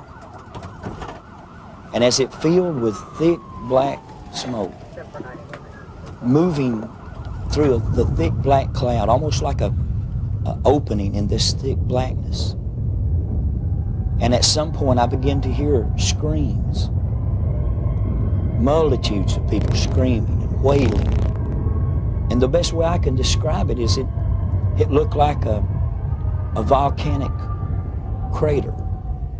And I could see like a huge lake inside this. But it was blazing with fire. I'd never seen anything like this, with the exception of hundreds of gallons of gasoline poured on the surface of water and ignited. But even worse than the sight, I began to see and to know that these voices were coming from those flames. And then I began to see bodies, silhouettes of human beings screaming, on fire, burning, but they weren't burning up. They were in an inferno of flames, but they weren't burning up. And they were screaming, and the smell, if you've ever smelled burning flesh, it was unbearable. And the screams were unbearable, but the most horrible thing was the pain, the emotional pain of loneliness and separation. And I saw other people, and they're saying, Ronnie, don't come here. There's no way out. Ron Reagan became a Christian minister, preaching the gospel from his own experience. Well, I have nothing against becoming a Christian minister. After all, I became one myself. But I have to admit that many researchers in the field of paranormal experience see these kinds of claims as culturally determined. We die the life we live. That the events of our own life are replayed when we die, and that our own religious beliefs and culture is mirrored back and reflected to us in the type of dying experience that we have. So it should not come as any surprise then that people who report hellish experiences are primarily fundamentalist Christians who have a deep belief in hell. To other people, the mere idea is absurd. It worries me that most NDE reports are coming from the States, where there is this underlying Christian belief about heaven and hell. People like author Susan Blackmore, once a parapsychologist herself, but now a debunker of myths about the afterlife. I think there may be people who have had unpleasant NDEs, frightening NDEs, who don't dare talk about it because they feel, oh, that must mean I'm a bad person. And so they're really, really frightened and live with a kind of guilt that there must be something they've done wrong. If the truth is that it's just the luck of the draw, what the situation they were in and the chemicals in their brain at the time that produced this hellish NDE, they are suffering guilt for nothing, a remorse for nothing, bad feelings for nothing. And therefore, I think the sooner we can understand these things properly, the sooner we can help people like that see that it's not their fault that they had a hellish NDE. Psychiatrist Dr. Stanislav Grof, who has spent a lifetime studying altered states, speculates that hell may in fact exist in another dimension of time and space. So I see this as a real contact with the archetypal domain that is kind of independent existence, but somehow touches upon that. If you look at the images of hells from different cultures, you'll see the different tortures that are being experienced there. You can see the nooses, the strangling, you can see the pitchforks, the spits, the sharp pains, people cooking or being cooked in cauldrons and so on. So experiencing certain extreme emotional and physical states. When we think about heaven as it is described in spiritual scriptures, not as a powerful inner archetypal experience, but as the physical heaven, then we come to such conclusions that we have disproved the existence of angels and God because we have explored systematically the astronomical heavens and we haven't seen any of those entities. Or if we know that there is heated nickel and iron as the core of the earth, that there is no place for caves of Satan, there cannot be hell there. So the idea is to get to hell or to heaven, you change your consciousness. So somebody can be here with us and be in heaven or hell, while everybody else is in Mill Valley. Those two are not incompatible in any way. So those are very, very real experiences, and they have to be studied by consciousness research. There's nothing that you can say reasonably about heaven or hell coming from physics or coming from biology or coming from medicine, because we are talking about states of mind.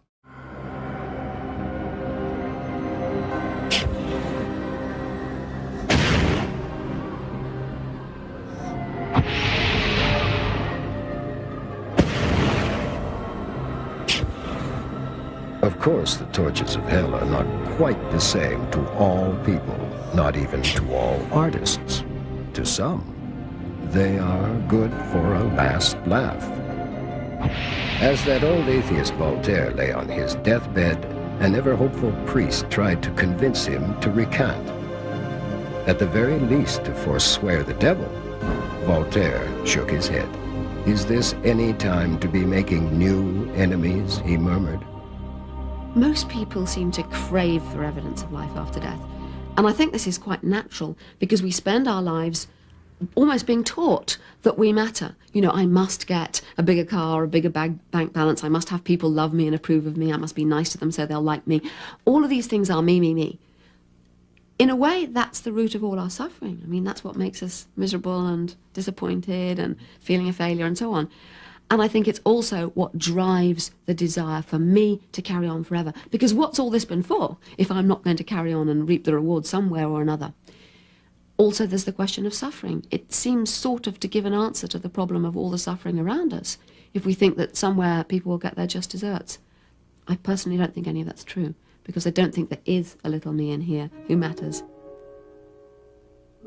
After researching a number of the life reviews, I was amazed to discover my own prejudice as a member of this culture, that we tend to look in terms of up, down. You're a good girl, you're a bad girl. You're a sheep, you're a goat. You go to heaven, you go to hell. That there's a paradigm of opposites that may not, in fact, be true. So, is there a hell? I don't think so. Have we focused more on the blissful near-death experiences rather than the others? Absolutely. We have to wonder why wonderful scholarship has discovered that medieval near-death experiencers saw lakes of fire, frightening folks, and then saw the bliss at the end. And contemporary near-death experiences are almost unilaterally blissful. You have to wonder if it's because we live in a society that doesn't want to be accountable for its wrongdoing and doesn't want to admit that there may be a darker side to life. I think those issues are real, and I think we need to encourage people who have had scary experiences to come forward. We create our own heaven and hell. It's all relative. And in terms of heaven, it's when we feel good, we're in heaven, and when we're in the pits, we're in hell. L'enfer, ça serait un endroit où on doit continuer où on continue à être entouré de gens qui ne savent pas s'assumer. On est entouré d'hypocrisie, de mensonges, de pensées négatives. I mean, if heaven is defined as we're all part of a much larger being, then hell is sort of not being completely at peace with that sort of thought. So it's an internal thing as opposed to an external thing. L'entour et l'enfer serait vraiment un endroit où la sensualité ne se développerait pas du tout, ne s'épanouirait pas du tout, mais au contraire, la partie la plus basse et la plus mauvaise de l'homme se contenterait d'exister. There are other hells, beside the traditional Christian one.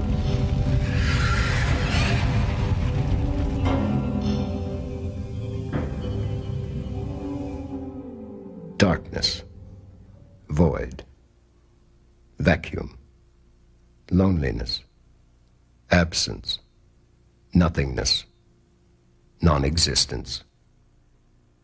What I knew was that I was outside of the hospital, going into the sky.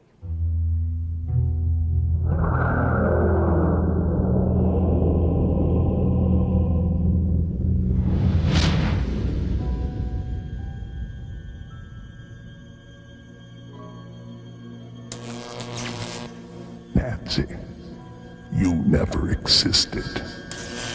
You never will exist. 35 years ago, Nancy Evans Bush may have experienced the kind of hell referred to by Stan Groff when something went terribly wrong during childbirth. She has been trying to make sense of what happened ever since. You're not real.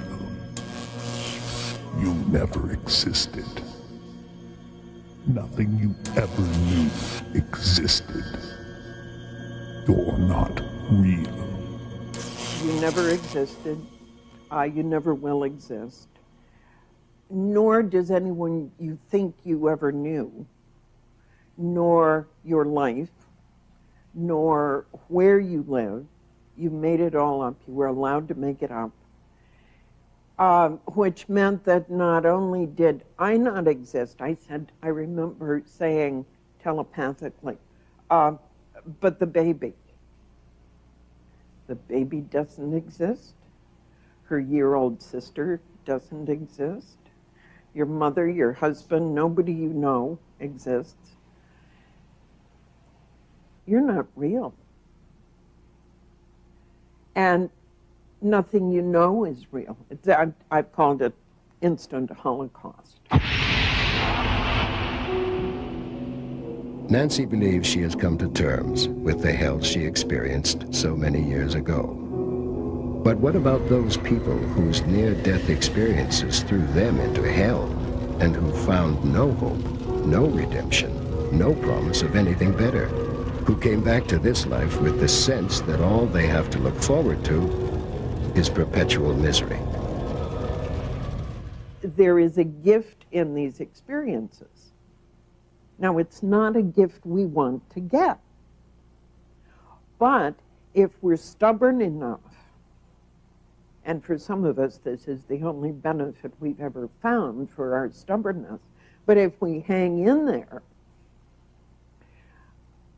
we work through a lot of issues. We come to discover our religious faith in incredibly deep ways that we couldn't if we just kind of dazzled around on the happy level.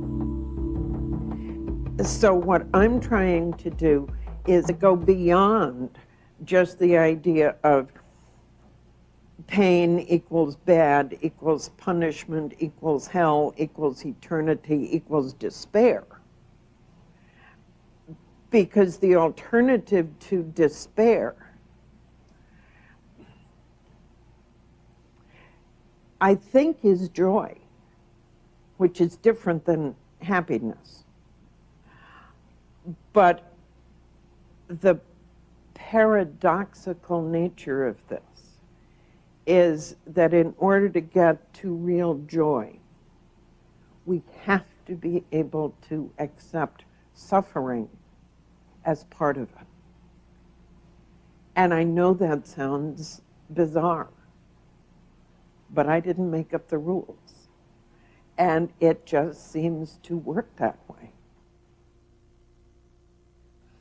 In many ways, the concept of hell is the most difficult of all ideas of the afterlife for contemporary people to deal with. All of us have had moments of pure happiness or supreme exaltation about which we can truly say it was heaven. But hell is a different story. When we say something was hell, we don't mean it in quite the same way. Implicit in our idea of hell is the potential and the need to be released from it. When they made a movie about the most decorated soldier of World War II, they called it To Hell and Back. As far as I know, nobody's ever made a movie simply called To Hell, which is probably what's most nerve-wracking about hellish NDEs, that uncertainty about escape. Nancy Evans Bush, like any believing Christian, finds reason in her experience by affirming that only through suffering comes ultimate joy. But what if, as some hellish NDEs seem to demonstrate, it doesn't? A troubling question. And to be candid at this point, until more research into hellish NDEs has been done, I'm perfectly content not to know the answer.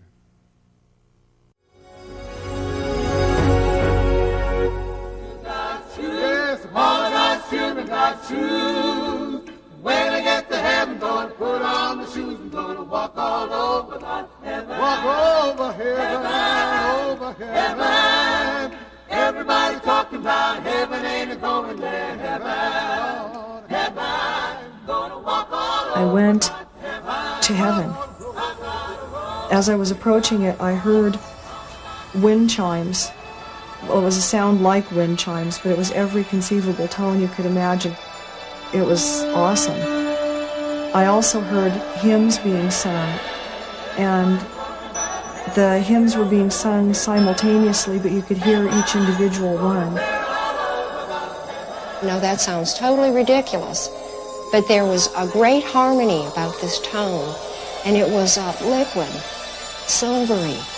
It was beautiful, and this tone permeated all I was of in a garden setting, and I looked down into a valley, and at the end of the valley I saw this mountain. And there was a tremendous waterfall. It was beautiful. And the water just cascaded down over this, down the mountainside. And to the left, there was like a vortex of light, like a tunnel of light. And I knew that that was home where I'd come from. It's really not the light that impressed me. It was the feeling. It was a feeling of peace, gentleness, at oneness with the universe, if you please, or with life, with everything. Suddenly I'm floating back in that sky. Suddenly I'm at that moment where everything ends but everything's there, and just heaven on earth.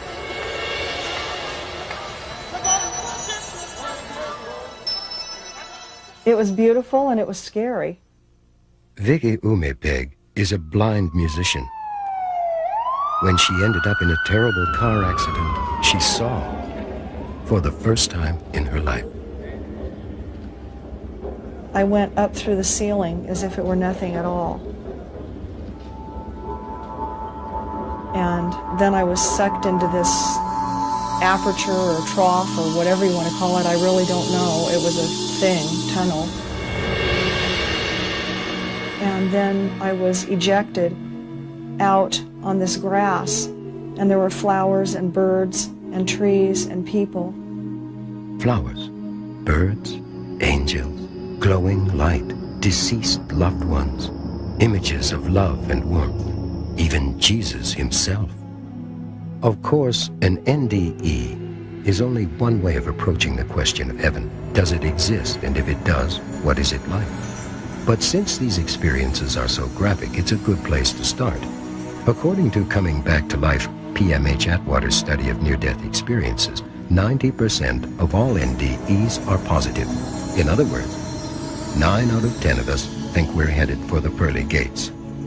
Mally Cox Chapman's book, The Case for Heaven, tells the stories of near-death experiencers who died and went to heaven, and then came back to talk about it.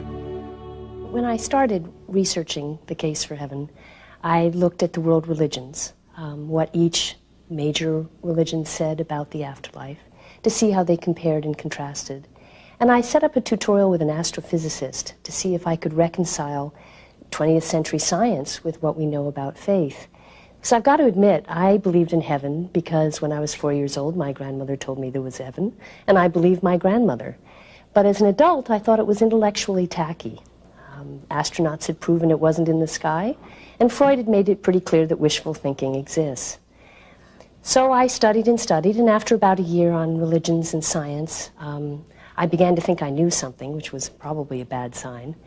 And I gave a lecture in a small country church in Connecticut, and I was telling a Buddhist story that's rather dismissive of the afterlife. The Buddha was very intent on keeping his followers this worldly. And a woman at the back of the room was shaking her head in disgust. I thought that was pretty interesting and stopped my talk and called on her. And she said, "I know there's a heaven because I've been there," and proceeded to tell her congregation of something that had happened to her 23 years before that she'd never told anyone, of being in the hospital miscarrying her 5th child, when suddenly she felt a cold, dark chill and then enveloped by a warm and comforting light. And she heard a baby cry in the light and was given to understand that the baby would stay in the light and was fine, but that she herself had to go back to Earth, that her work on Earth was not yet done. When she came back, there was a sheet over her head. She had been pronounced dead by the doctor on call. When she pulled the sheet down over her head, the nurse in the room shrieked and had to be sent home for the day. Now, Dorothy has no fear of death and is absolutely sure that someday, when her work on Earth is done, she will see her daughter in heaven. Now, what surprised me and had an emotional impact on me was the consequence of Dorothy's story to her congregation. This was not some flaky weirdo. This was not some egghead who thought she knew a lot about religion. This was the police dispatcher in town, an utterly trustworthy neighbor. She was the lay leader of her church. And it occurred to me suddenly that faith is a three-legged stool. It is scriptures from all the different traditions. It's the traditions that come out of those scriptures that our churches and mosques and synagogues teach us. But there's a third leg, and that's contemporary experience, and that I needed to learn more about it. Although Tina Wolf was raised as a Buddhist, her glimpse of paradise bears a remarkable resemblance to the heaven described by other experiencers. When I had a heart attack, of course I didn't know till afterwards, but I had a beautiful sight. It's almost like a spring, and I was this side of the river, and I know I cannot swim, but I hear the warm, gentle voice calling me from other side, and I'm trying to cross the river, but I cannot find any boat or the bridge to cross over. But this scene, especially the green, I never saw such a soft, warm green. And it was so peaceful. I wanted to cross over, but I just couldn't. The existence of heaven in human thinking was an important consideration for Tom Harper, Rhodes Scholar, journalist, and author of Life After Death, as he researched his book. Near-death experiences seem to suggest that heavenly realms are just on the other side of death's door. But there's another way to approach the question, looking outward instead of in. The fact is that every culture, every religion, every people in history has come up with its own version of heaven, its destination for the spirit after death.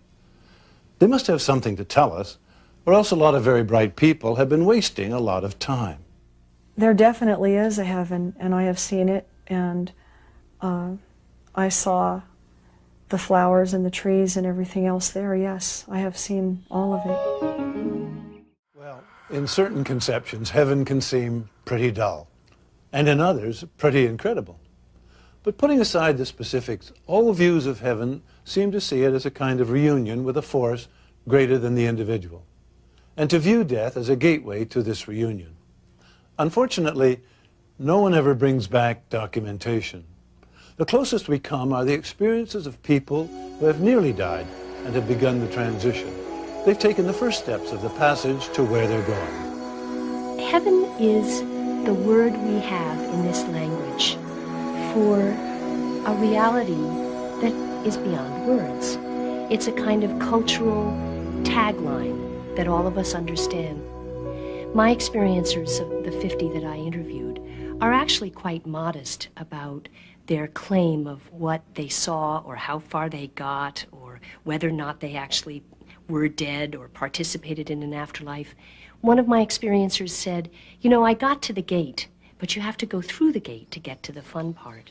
Another experiencer saw a beautiful golden tree composed of tiny little golden lights, which she understood to be the souls of lots of people who loved her.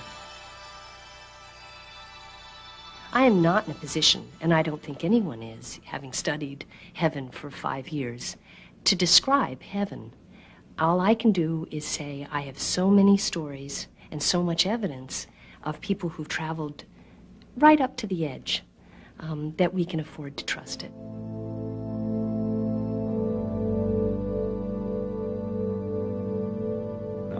I believe that there is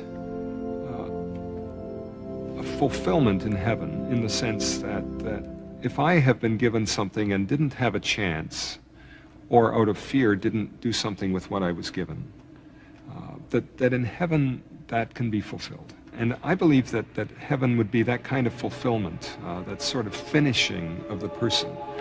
But I also believe that heaven would be dynamic because God has created a dynamic universe.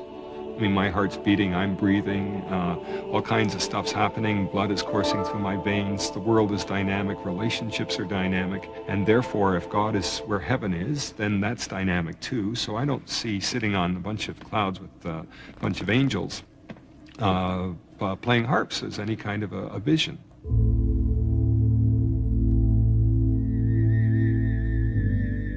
Buddha said that the deliverance from suffering is the only salvation.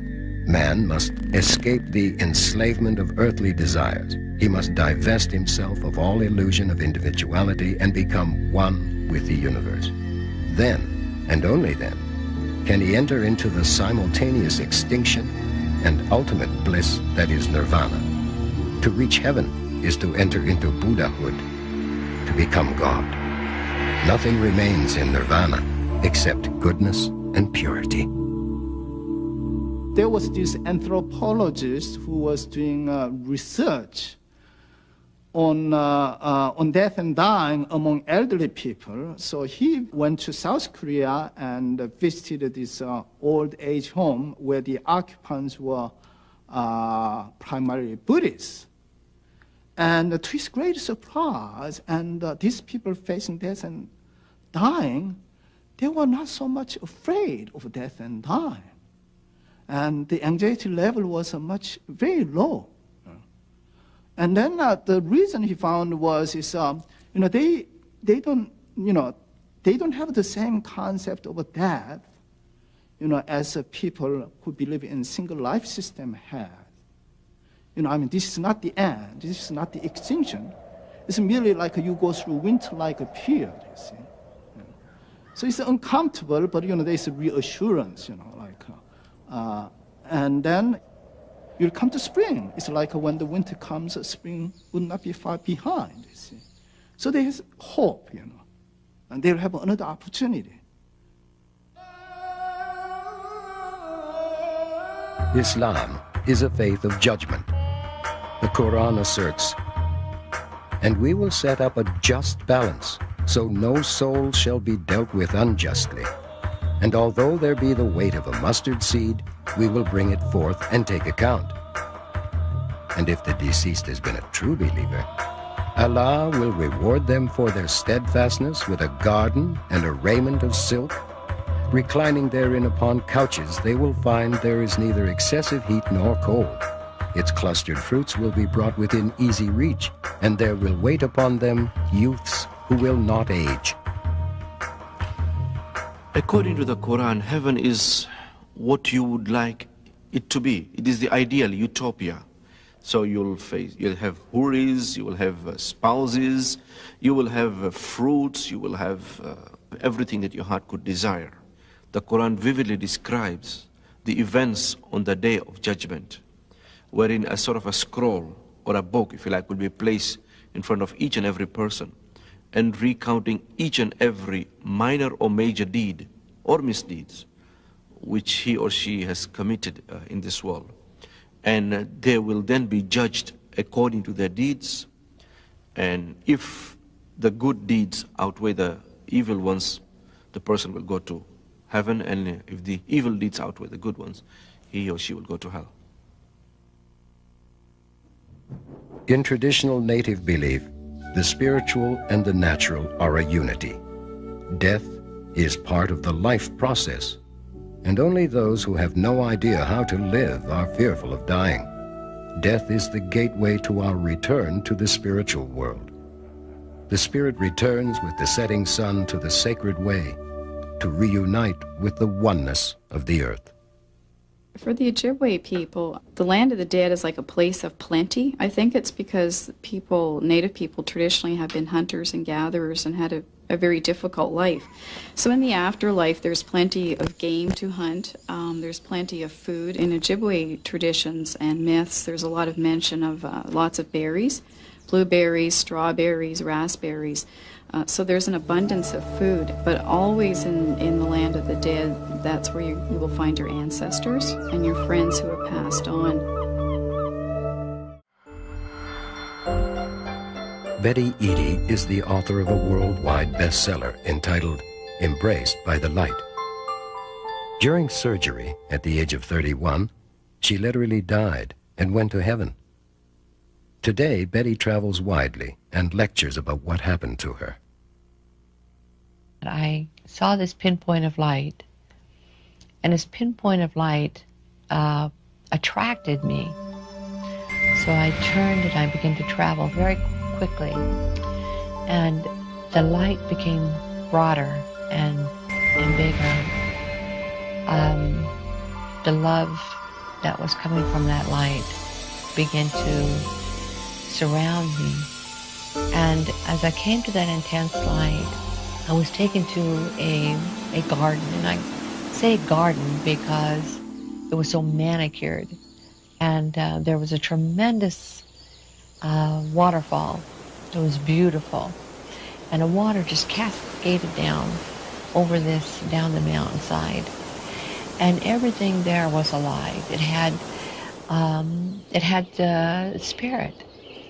And I could see the beautiful flowers. And they were gorgeous. They are beyond any description. The colors, the fragrance.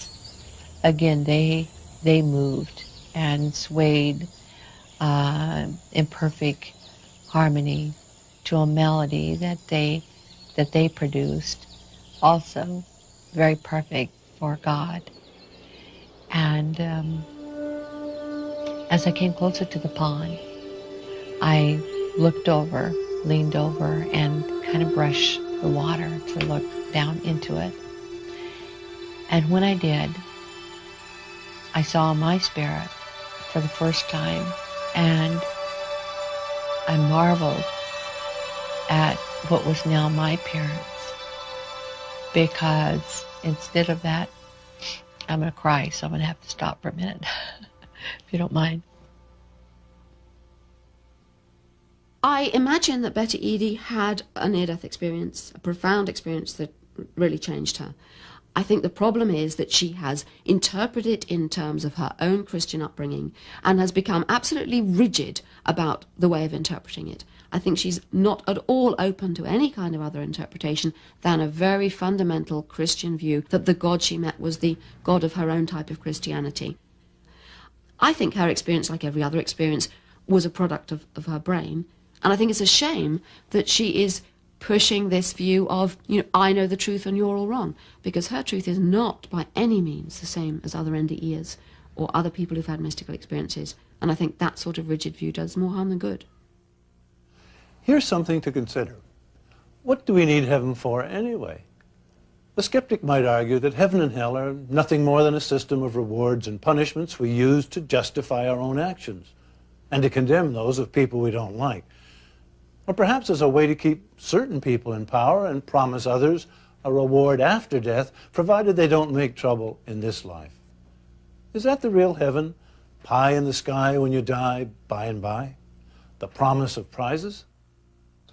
I think both the notion of heaven and hell are tied to the notion of justice and retribution, that in a cosmic sense, that if we live in a universe that makes sense, then we live in a universe that is, in a sense, fair. And that means that there must be, I think, some final drawing of the line, that certain people shouldn't get away with certain things and other people shouldn't have to put up with what they put up with. And that's been a traditional argument in favor of some kind of afterlife to start with, and then some kind of recompense at that stage. You know, a lot of people, probably many more than will admit it, have undergone out-of-body experiences that they feel brought them close to heaven. Indeed, in some cases, all the way there. And a great many more people believe they will encounter such an experience based on the sacred texts and the teachings of their religion. Is it all merely wish projection? Or is there truly a different dimension, as the vast majority have always thought? In the final analysis, most of us believe or intuitively think and hope there is.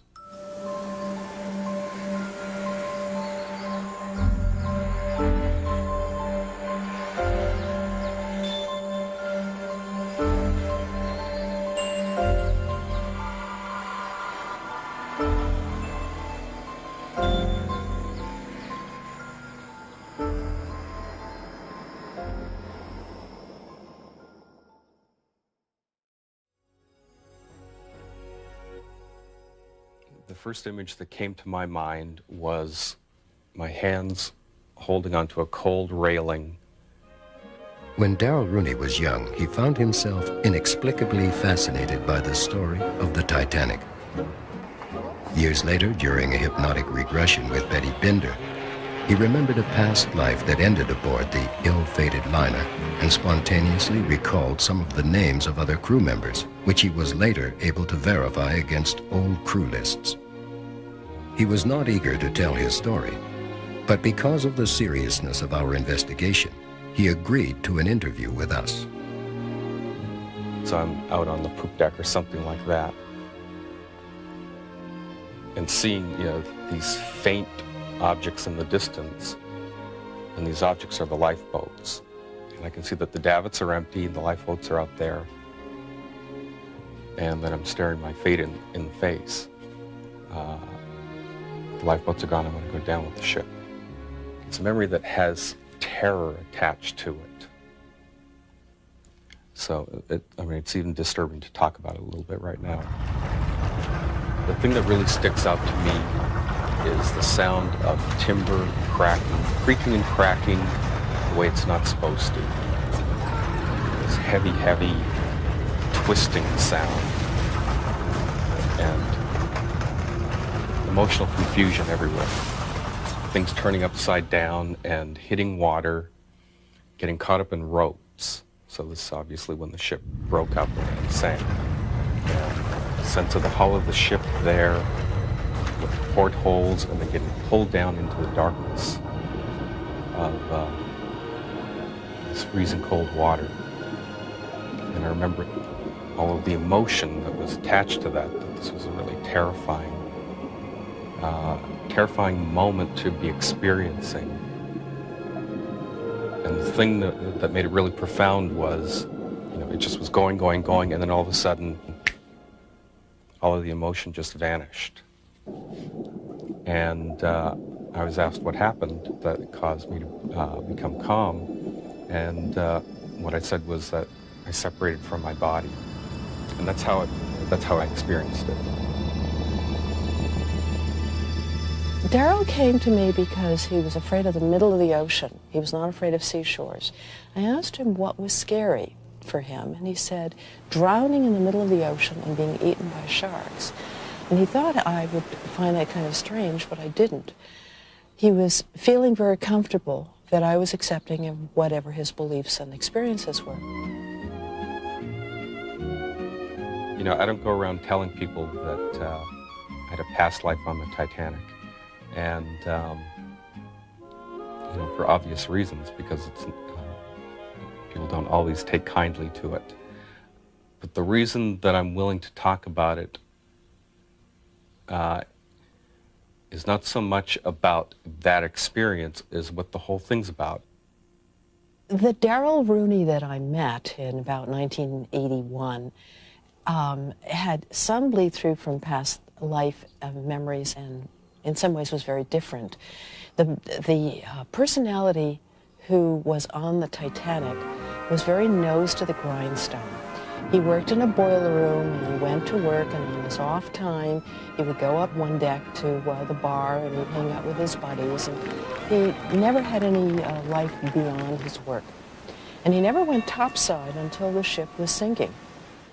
And he came to do regression, not related to his work, but related to a phobia that didn't seem to make sense.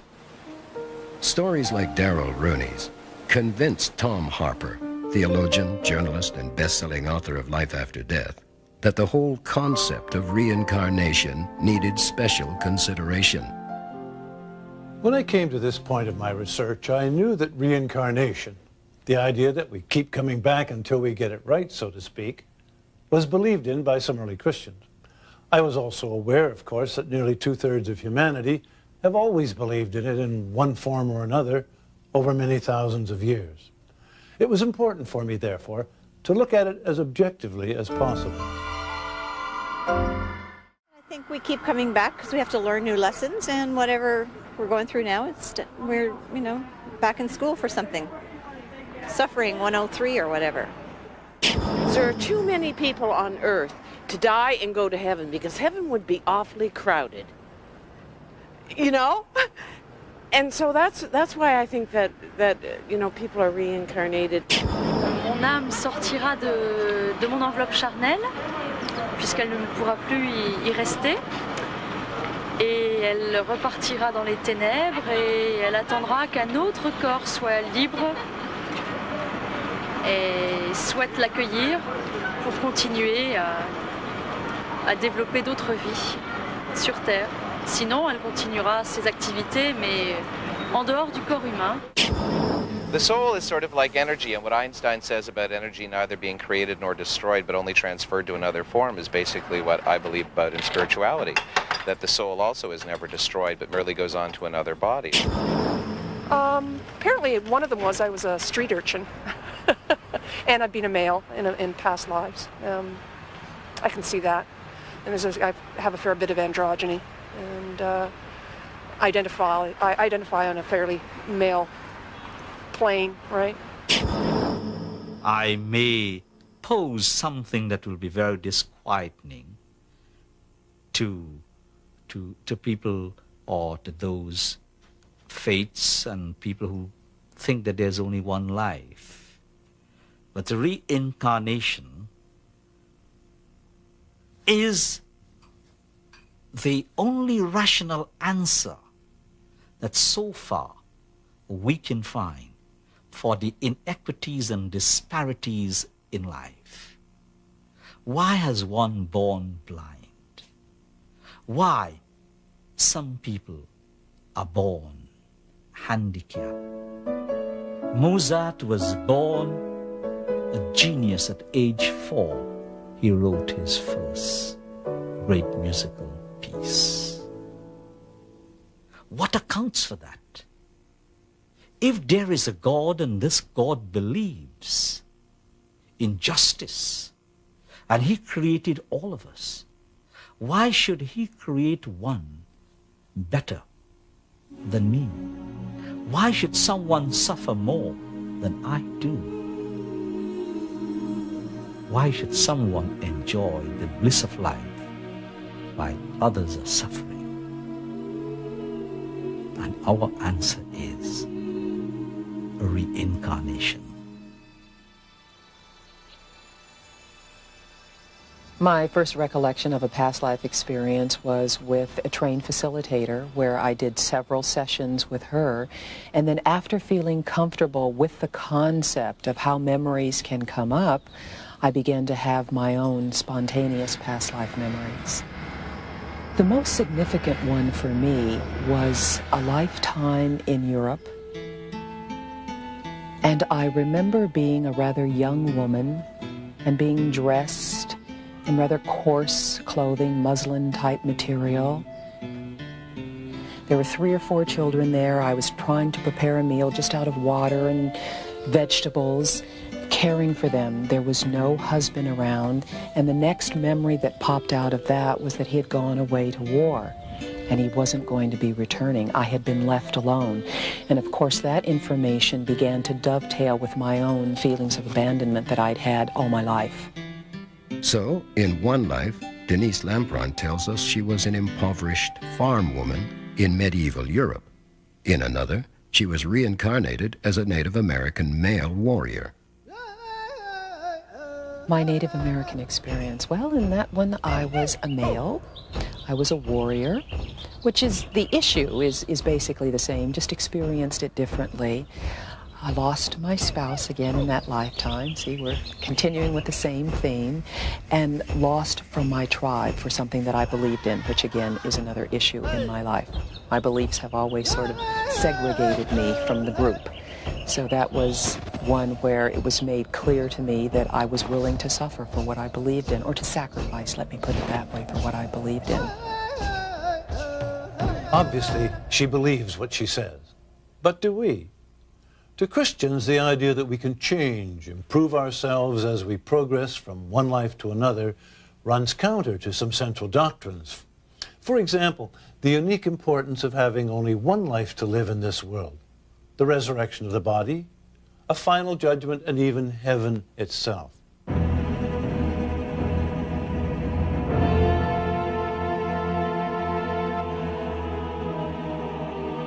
Whether famous, obscure, rich, poor, Oriental, Indian, black, white, a surprising number of people all over the world claim to have had previous life experiences. General George Patton spoke openly about his past lives. When one of his superiors said to him, "George, you should have been with Napoleon," he replied with all seriousness, "Oh, but I was."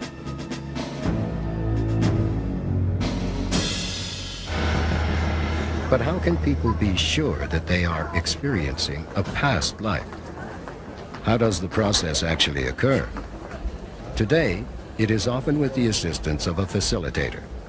Betty Bender is the president of the Association for Past Life Research and Therapies. Well, what I'm finding is that there's an increasing interest in past life regression, in remembering our past lives, and in the application of this modality to improving the present and improving our, what we might call psychic experiences or our meditational abilities. I feel in part it's because people are looking for alternative healing modalities. In part it's because people are starting to remember their past lives or snippets of them and they want to make sense of it. And in part there's just a tremendous curiosity about it.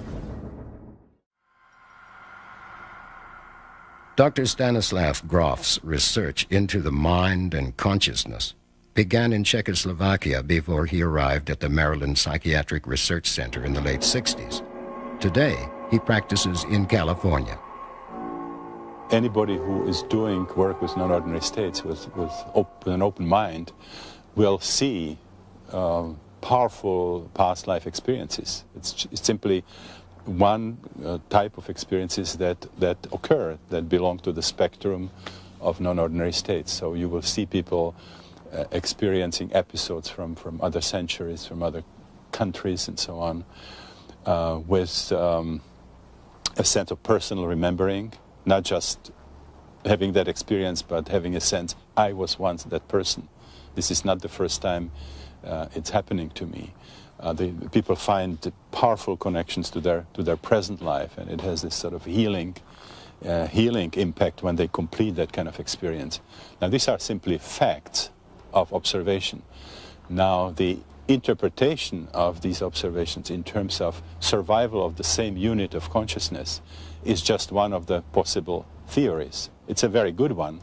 It's certainly much better than what we have in traditional psychiatry, where the whole thing is just discarded as nonsense.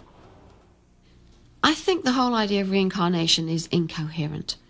On the surface, it's a sort of attractive idea, and it deals with the problem of suffering. You know, why should I have such a terrible life? Well, because I did something bad in a past life. Why should I be frightened of heights? Because something happened to me in the past life, and so on.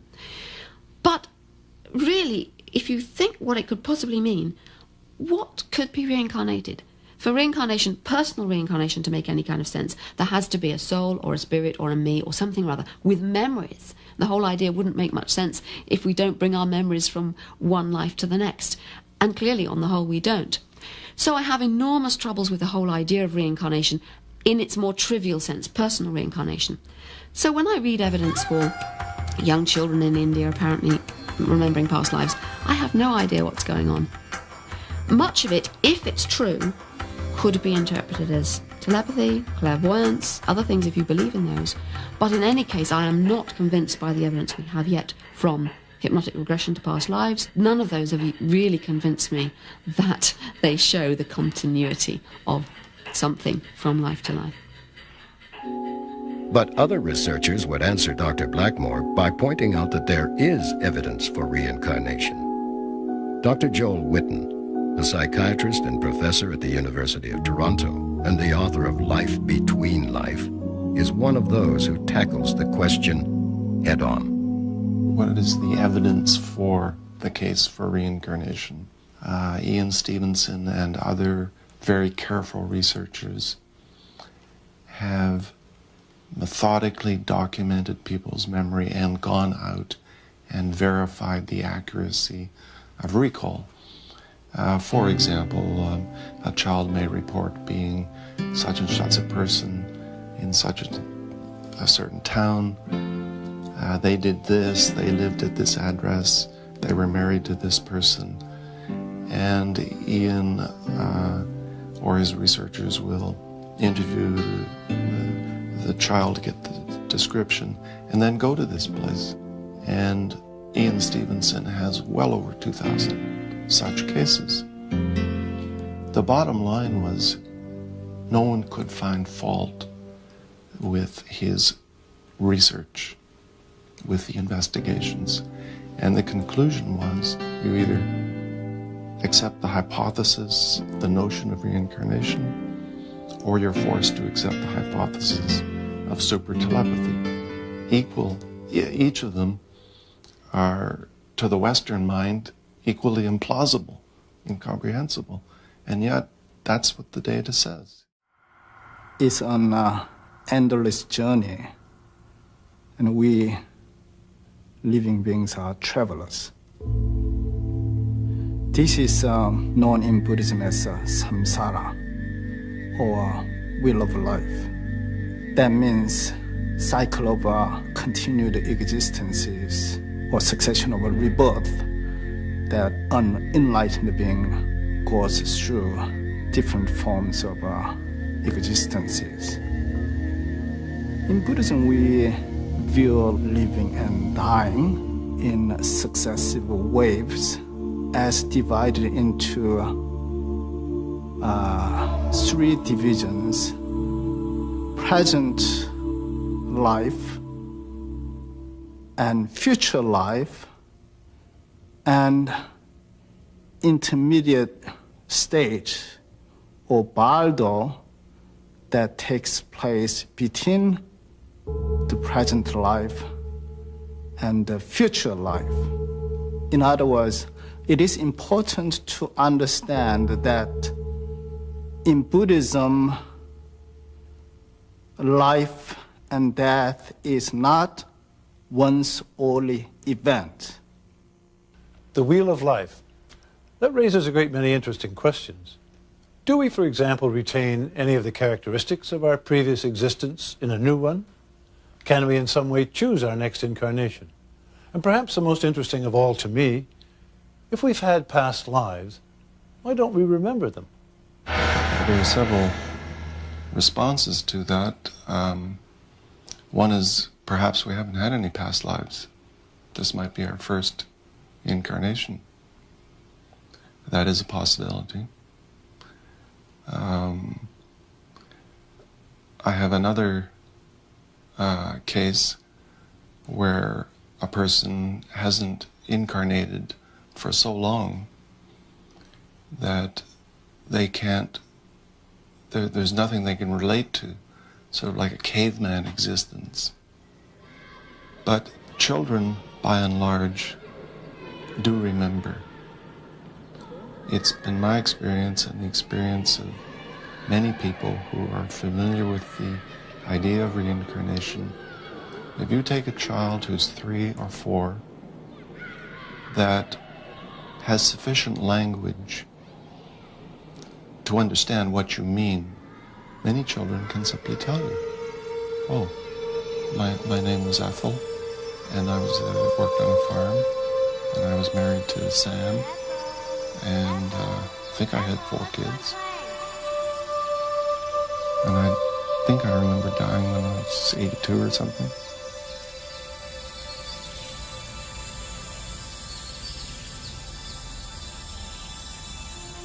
Here in the West, it seems that once a child enters the school system, these memories just get repressed or disappear from consciousness. And then later, as an adult, 20, 30, whatever, we have to struggle to try and remember. We're more than just what's inside of our bodies. I certainly feel like I'm more than just who I am right now. What I do know from everything that I've studied and experienced is that something's out there and that we have access to consciousness more than just our own. And it seems to be a lot of times from a particular point of view, which to me suggests reincarnation. Reincarnation is a huge and complicated subject, and I might add, very difficult to summarize. To be honest, I personally find the evidence intriguing, but I remain as yet unconvinced. Nevertheless, I find that Dale Kernahan's questions underline the essence of what so many find appealing about reincarnation. Why are some born with great physical limitations? Why do some suffer more than others? How do we resolve the great inequities between people? Reincarnation is certainly one answer.